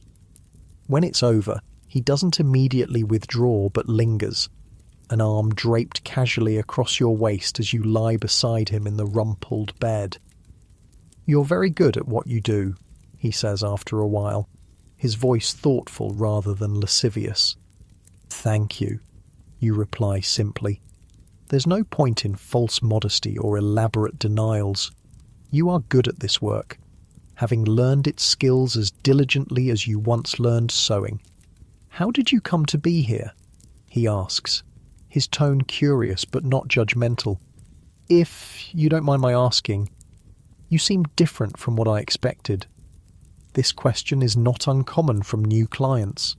They want to hear a story, usually one that confirms their preconceptions or satisfies some particular narrative they find appealing. The seduced innocent, the fallen lady, the secretly passionate woman who couldn't be contained by conventional society. You could invent such a tale easily enough, but something about his manner, genuinely interested rather than pruriently curious, inclines you toward a version closer to truth. "I was a seamstress," you tell him, your voice matter of fact. "The pay wasn't enough to live on, not really. 16 hours a day, eyes straining in bad light, fingers bleeding in winter, and still never quite enough for rent and food." You pause, feeling the memory's distant echo. "This pays better. The hours are shorter, the conditions more comfortable." He's silent for a moment, his expression thoughtful. "A rational economic decision, then?" "Yes," you agree, though not one society views rationally. This small philosophical exchange seems to interest him. He props himself up on one elbow, looking at you with increased attention. "Do you find that paradoxical? That what is essentially a market transaction is viewed with such moral condemnation?" The conversation continues in this unexpected direction, a genuine discussion of economics, morality, and gender politics. It's refreshing in its way, this treatment as a thinking being rather than merely a body. Your mind engages with the ideas, your responses revealing more of your intelligence than you typically display to customers. Eventually, the hallway clock chimes the hour, a reminder that the purchase time is coming to an end. Mr. Hamilton sighs, then smiles ruefully. "I've spent more time talking than I intended," he says, beginning to gather his scattered clothes, "though I don't regret it in the least. Nor do I, you reply honestly. It's been an unusually pleasant encounter, physically undemanding and mentally stimulating. You're welcome to return anytime. The standard farewell phrase carries more sincerity than usual. He does seem like someone who could become a desirable regular, respectful, hygienic, interesting to talk to, and presumably wealthy enough to visit often. He dresses efficiently, but without rushing, maintaining dignity in what could be an awkward transition. When he's fully clothed again, he reaches into his waistcoat pocket and produces a small additional coin beyond what he's already paid Mrs. Cartwright. For the conversation as much as anything else, he says, placing it on the small table rather than directly in your hand. A gesture that somehow feels more respectful, less transactional. Thank you, you say, not reaching for it yet. It was genuinely interesting. He nods, seemingly pleased by this response. Perhaps I'll return next week, if that would be convenient. I'd be delighted, you tell him, the professional phrase again carrying unusual truth. With a final smile and slight bow, he leaves. You hear his footsteps on the stairs, then Mrs. Winter's voice greeting him in the hallway below. She'll see him out discreetly, ensuring he doesn't encounter anyone arriving or departing. Alone now, you begin the after-customer routine. Washing, changing the linens, restoring the room to order. The physical movements are automatic, requiring little conscious thought. Your body knows this dance well.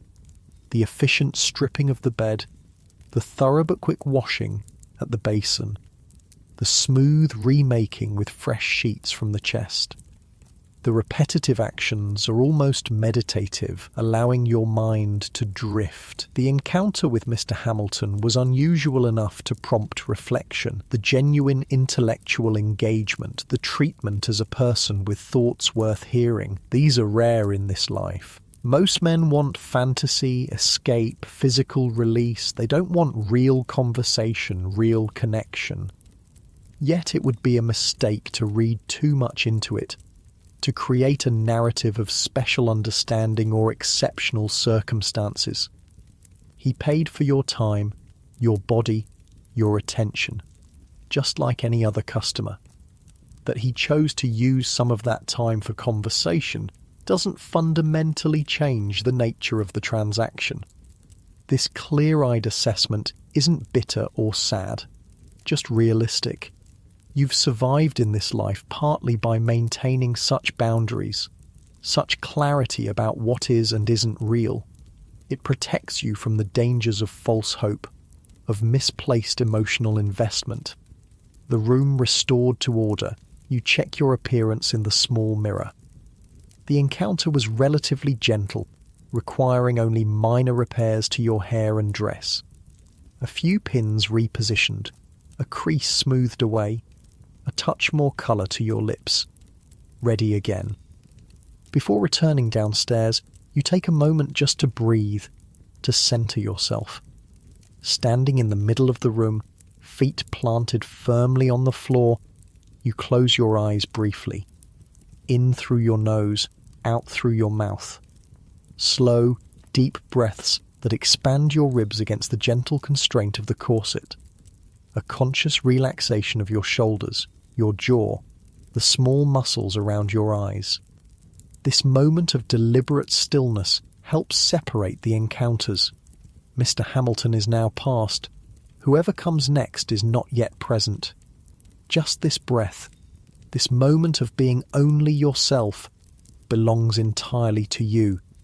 You feel the solid floorboards beneath your feet, the slight movement of air against your skin, the rise and fall of your chest with each breath. Present, grounded, centred. The hallway clock chimes the half-hour, pulling you back to awareness of time passing. You open your eyes, take one more deep breath, and move toward the door.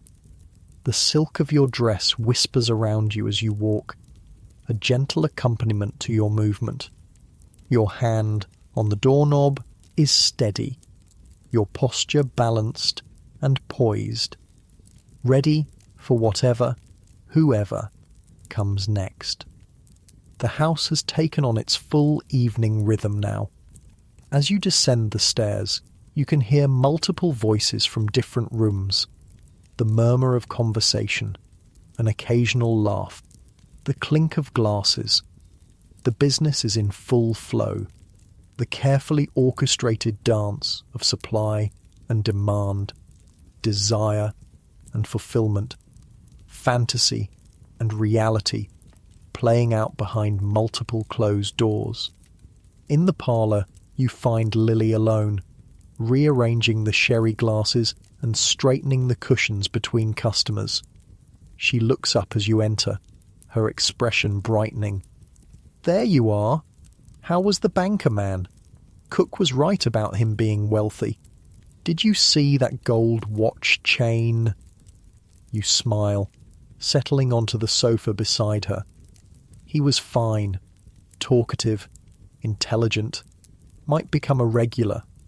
She nods, understanding all the unspoken assessment in these simple phrases. "Lucky you. I had old Mr. Watson again.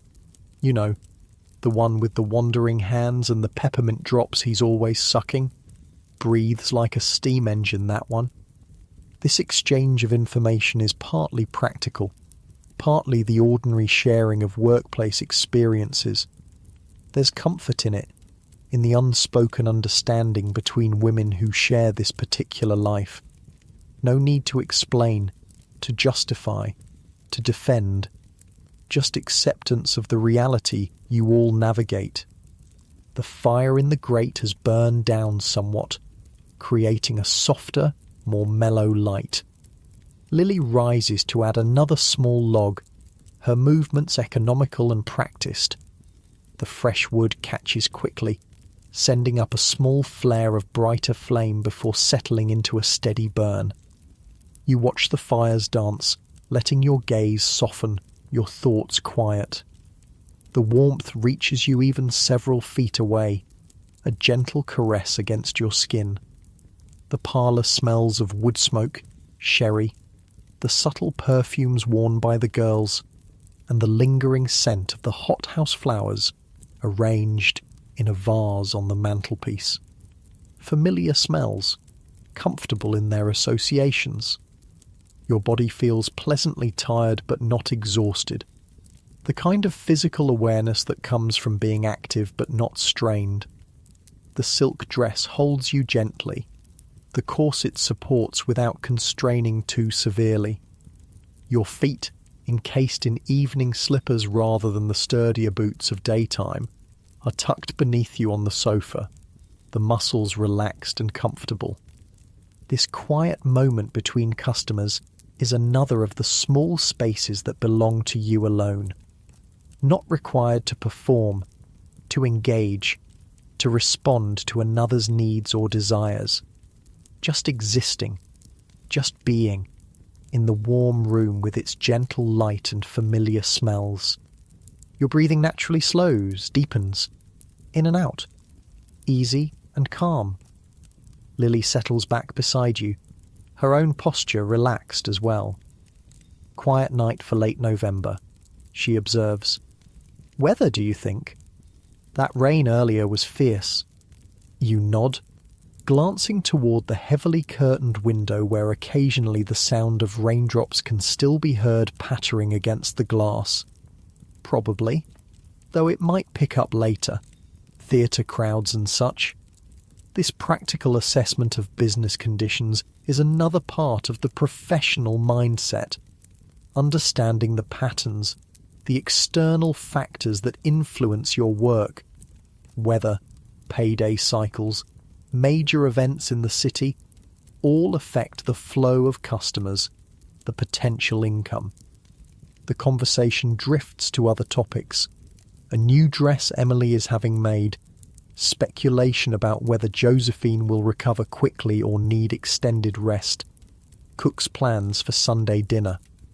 Ordinary talk, domestic concerns. The kind of conversation that might happen in any household where women live together. Time passes in this peaceful interlude, measured by the gentle ticking of the clock and the gradual settling of the fire. Your muscles feel loose and comfortable, your mind calm and untroubled. Just this moment, just this experience of warmth and quiet company. Your breathing synchronizes naturally with the rhythm of the house, the distant murmur of voices, the occasional creak of floorboards, the soft rustle of fabric as Lily shifts position beside you. The front door knocker sounds. Another customer arriving. You both straighten slightly, professional awareness returning. Mrs. Cartwright's voice in the hallway, welcoming whoever has come. Then her appearance in the parlour doorway, her gaze finding you. Mary, a gentleman has asked for your company. Are you available? You rise smoothly from the sofa, feeling the pleasant weight of the silk dress settling around you as you stand. Your body feels rested, ready. Of course, Mrs. Cartwright. She nods, gesturing for you to follow her to the hallway where the next customer waits.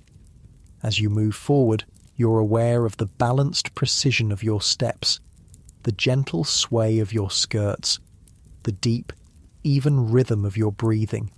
Centered, grounded, present in your body in this moment. You're ready for whatever comes next, moving with calm purpose into the continuing evening.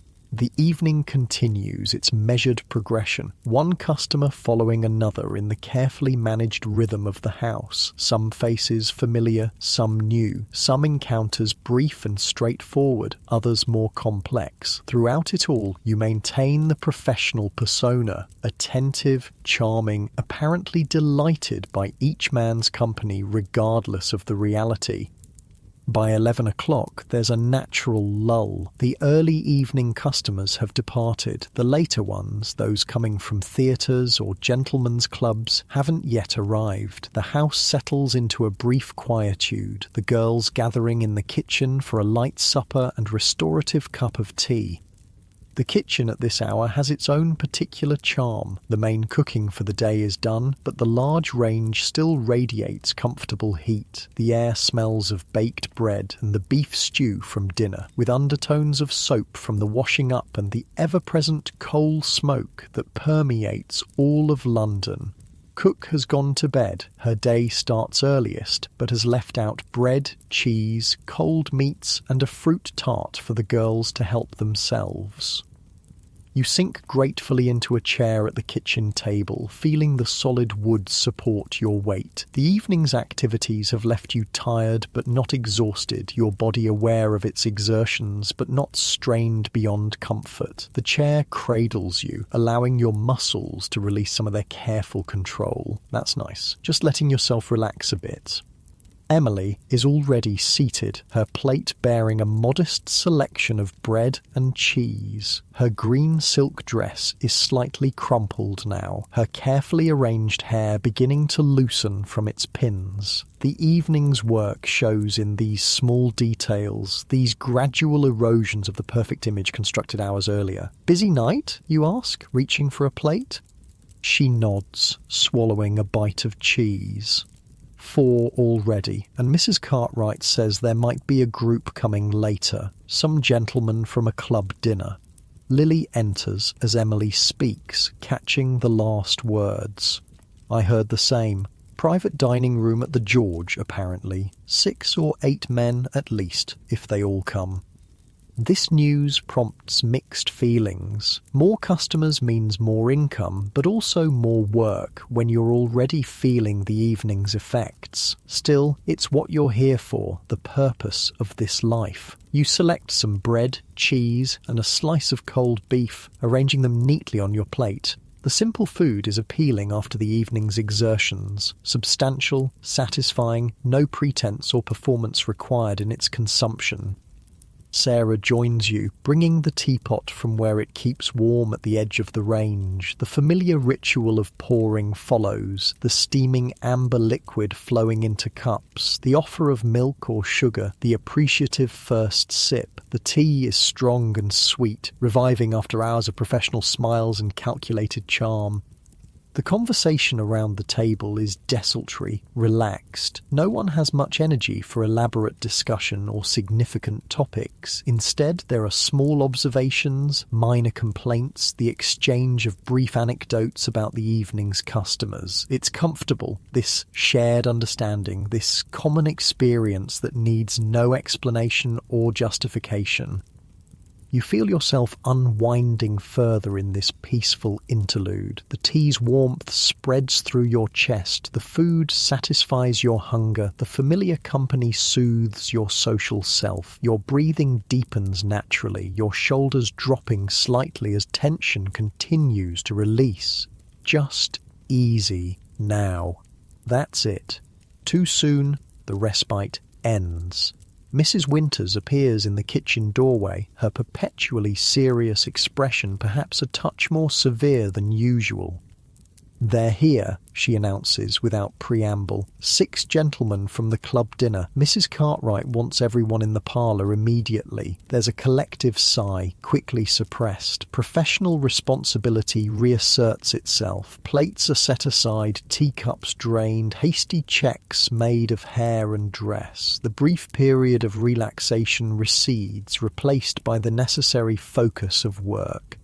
In the parlour, Mrs. Cartwright is already entertaining the new arrivals. 6 men as reported, ranging in age from perhaps 30 to 60, all in evening dress that shows signs of a lengthy dinner, slightly loosened cravats, waistcoats bearing minor stains of wine or food. Their voices are louder than the usual parlour tone, their laughter more frequent, the effects of good wine and male companionship making them less restrained than solitary visitors. Mrs. Cartwright looks up as you and the other girls enter, her expression revealing nothing but professional welcome. "Ah, here are the ladies now. Gentlemen, may I present Emily, Lily, Sarah, and Mary. I'm sure you'll find their company most agreeable." What follows is a more complex negotiation than usual. With multiple customers and multiple girls, there must be sorting, matching, agreement on who goes with whom. Some men have preferences. They like blondes or petite figures or a certain manner. Some girls have their own preferences or specialties. Mrs. Cartwright orchestrates this delicate process with practiced skill, ensuring everyone is satisfied without anyone feeling they've received less than their companion. You find yourself paired with one of the younger men, perhaps 32 or 33, with dark hair already receding slightly and a neat moustache. He introduces himself as Edward, speaking in the careful enunciation of someone monitoring their sobriety with limited success. "Delighted," he says, bowing slightly over your hand. "Absolutely delighted. And may I say, the blue of your dress is most becoming." The standard compliment is delivered with sufficient warmth to suggest he actually means it, or at least believes he does in this moment. You smile, thanking him with the practiced grace that such comments always receive. The professional machinery of your mind is already assessing, categorizing, planning the approach. Slightly drunk but not incapacitated, eager but not aggressive, probably married. There's a pale band on his finger where a ring has been recently removed. The conversation that follows is predictable in its progression. Light social topics giving way to more personal observations, the gradual introduction of flirtatious elements, the subtle transition from talking to touching. Your body performs its role automatically. The right expressions, the appropriate responses to his increasingly bold compliments, the carefully calculated physical proximity that encourages without promising too much too soon. Eventually, the moment arrives when the parlour conversation has served its purpose. Like a well-rehearsed play, all the couples reach this point within minutes of each other, pairs rising from chairs and sofas, moving toward the hallway and the stairs beyond, each girl leading her customer to the appropriate room. The encounter with Edward is unremarkable, neither particularly pleasant nor especially difficult. He's too affected by wine to prolong matters, too conventional to request anything unusual. When it's over, he falls into a light doze, his breathing deep and regular beside you in the rumpled bed. You lie still for a few moments, giving yourself this small period of rest. The room is warm from the fire and recent activity, the air heavy with the mingled scents of sex, cologne, and the lingering trace of your lavender water. Outside, rain has begun again, pattering against the window in an irregular rhythm. Distant sounds filter through the house, voices, laughter, the creak of floorboards as someone passes in the hallway.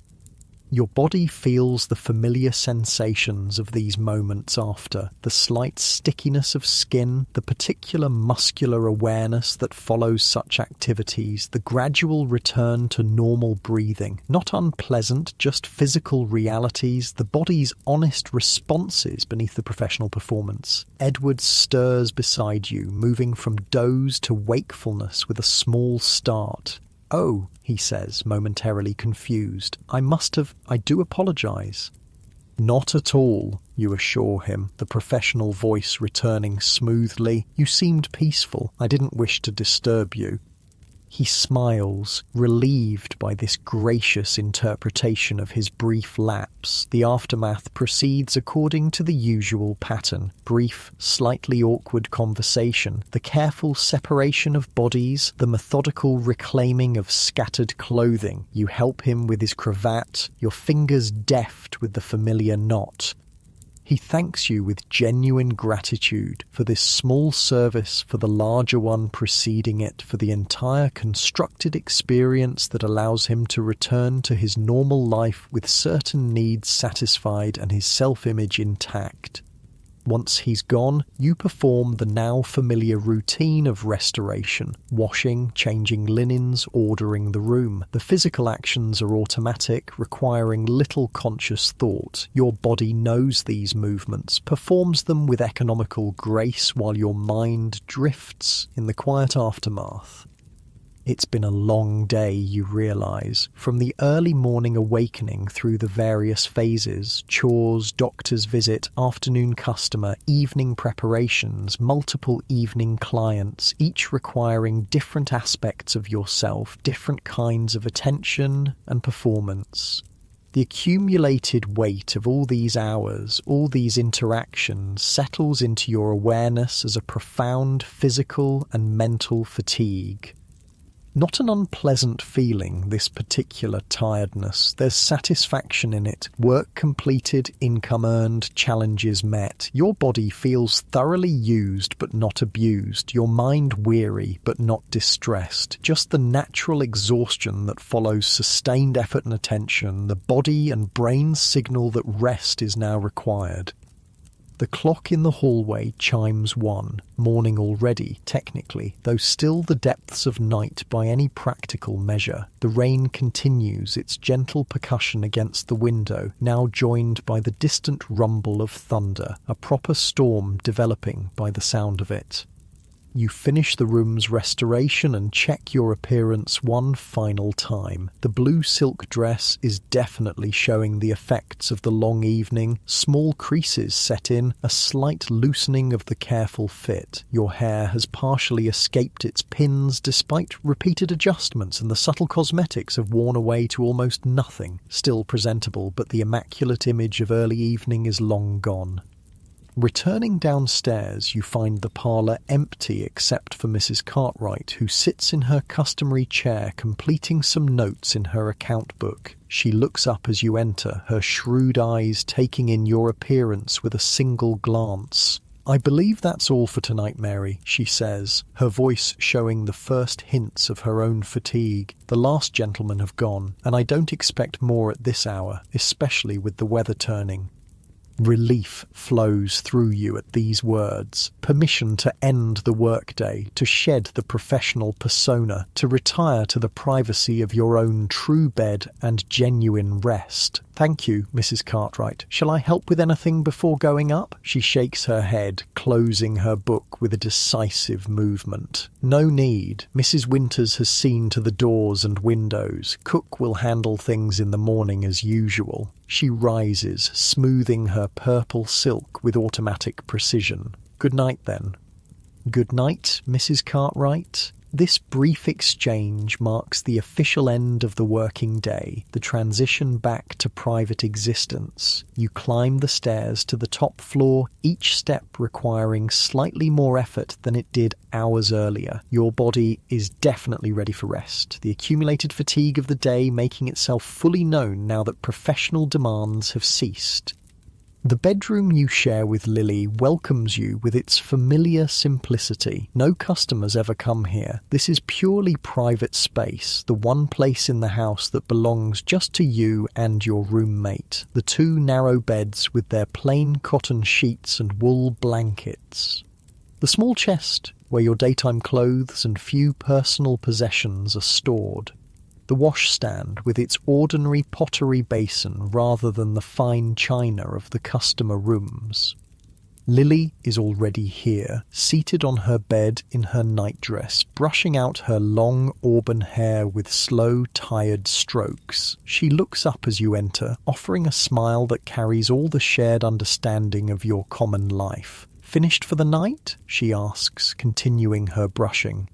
"Yes, thank God." Mrs. Cartwright says that's all. With the storm coming on, you begin the process of undressing, your fingers working at buttons and hooks with automatic skill despite their tiredness. "How was your evening?" She shrugs, the gesture eloquent in its simplicity.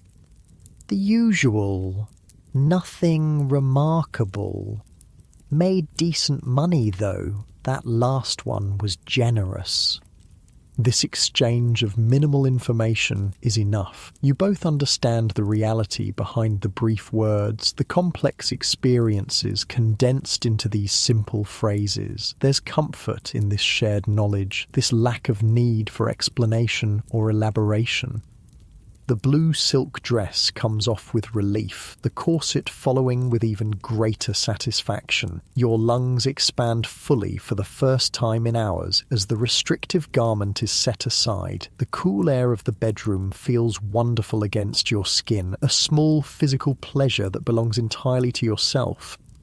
The nightdress that follows is plain cotton, well worn and soft from many washings. Its familiar embrace settles around you like a blessing. Comfortable, undemanding, requiring no performance or pretense, you unpin your hair, letting it fall loose around your shoulders. Then begin to brush it out, as Lily has done. The repetitive strokes are soothing. The slight pull against your scalp, a pleasant sensation that helps release the last of the day's tensions. "Do you ever wonder what it would be like?" Lily asks suddenly, her voice quiet in the lamplit room. "A different life, I mean." The question doesn't surprise you. These late-night philosophical wonderings are not uncommon, especially when fatigue loosens the normal restraints on such thoughts. You continue brushing as you consider your answer. "Or sometimes," you admit, "but then I remember what it was actually like. The hunger, the cold, the constant fear of ending up in the workhouse. At least here we eat well, we're warm, we have some control over our lives." She nods, accepting this pragmatic assessment. "I suppose that's it, isn't it? Not good versus bad, just different kinds of difficult, different prices to pay." "Yes," you agree, setting down your brush. "Different prices." This small moment of shared reflection feels valuable, an acknowledgement of the reality you both navigate without either romanticism or despair, just clear-eyed understanding of the world as it is, the choices available to women like yourselves in this time and place. The conversation drifts to more immediate matters as you both complete your preparations for sleep. Plans for the morning, a reminder about laundry day, speculation about whether the storm will affect tomorrow's deliveries, ordinary concerns, domestic details, the anchoring minutiae of daily life, daily.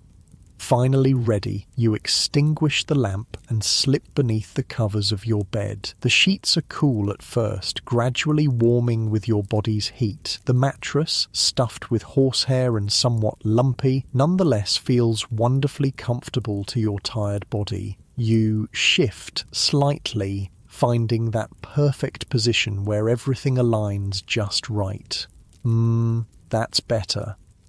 Outside, the storm has intensified. Rain drums steadily against the window, wind occasionally gusting to rattle the panes. But inside is warmth, shelter, the deep quiet that comes at the end of a long day's work. Your eyes close naturally, your breathing deepens and slows. Lily's voice comes softly through the darkness. "Night, Mary." "Good night, Lily," you murmur in response, the words slightly blurred with approaching sleep. The day's events begin to loosen their hold on your mind, the specific memories gradually giving way to more general impressions, sensations, feelings. The physical reality of your body in the bed becomes your primary awareness. The weight of the blanket, the softness of the pillow beneath your head, the pleasant heaviness of your limbs as they relax completely. Your breathing finds its natural sleeping rhythm. Deep, slow, regular, in and out, easy and calm. Each exhale seems to carry you deeper into relaxation. Each inhale brings you closer to the waiting realm of sleep. Your mind grows quiet, thoughts becoming less distinct, less demanding of attention. The sounds of the storm outside create a perfect backdrop for sleep. The steady patter of rain, the occasional rumble of thunder now more distant, the soft sighing of wind around the house's corners. Nature's lullaby, ancient and effective. Your consciousness begins to drift on this gentle sea of sound, floating rather than swimming, carried rather than moving through your own effort. In this drowsy state, at the threshold of sleep, a kind of wisdom sometimes emerges, not the sharp clarity of full wakefulness, nor the chaotic imagery of dreams, but something in between, a perspective that sees beyond the immediate struggles and small victories of daily existence, to the broader patterns of human experience. Your life in this Victorian brothel is just one tiny thread in the vast tapestry of women's experiences throughout history. Difficult, yes, dangerous in its way, morally condemned by the society that simultaneously creates the conditions that make it necessary and the demand that makes it profitable. But also a place of certain freedoms unavailable elsewhere. Economic independence, however limited, female solidarity, however complicated by competition, control over your daily existence, however constrained by larger social forces. The weight of history, of all the women who came before you finding their complex paths through similarly constrained choices, feels momentarily present, not as a burden, but as a kind of company. You're not the first to navigate these waters, not the last. The particulars change, the fashions, the specific economics, the exact social structures, but some essential quality of the experience remains constant across time.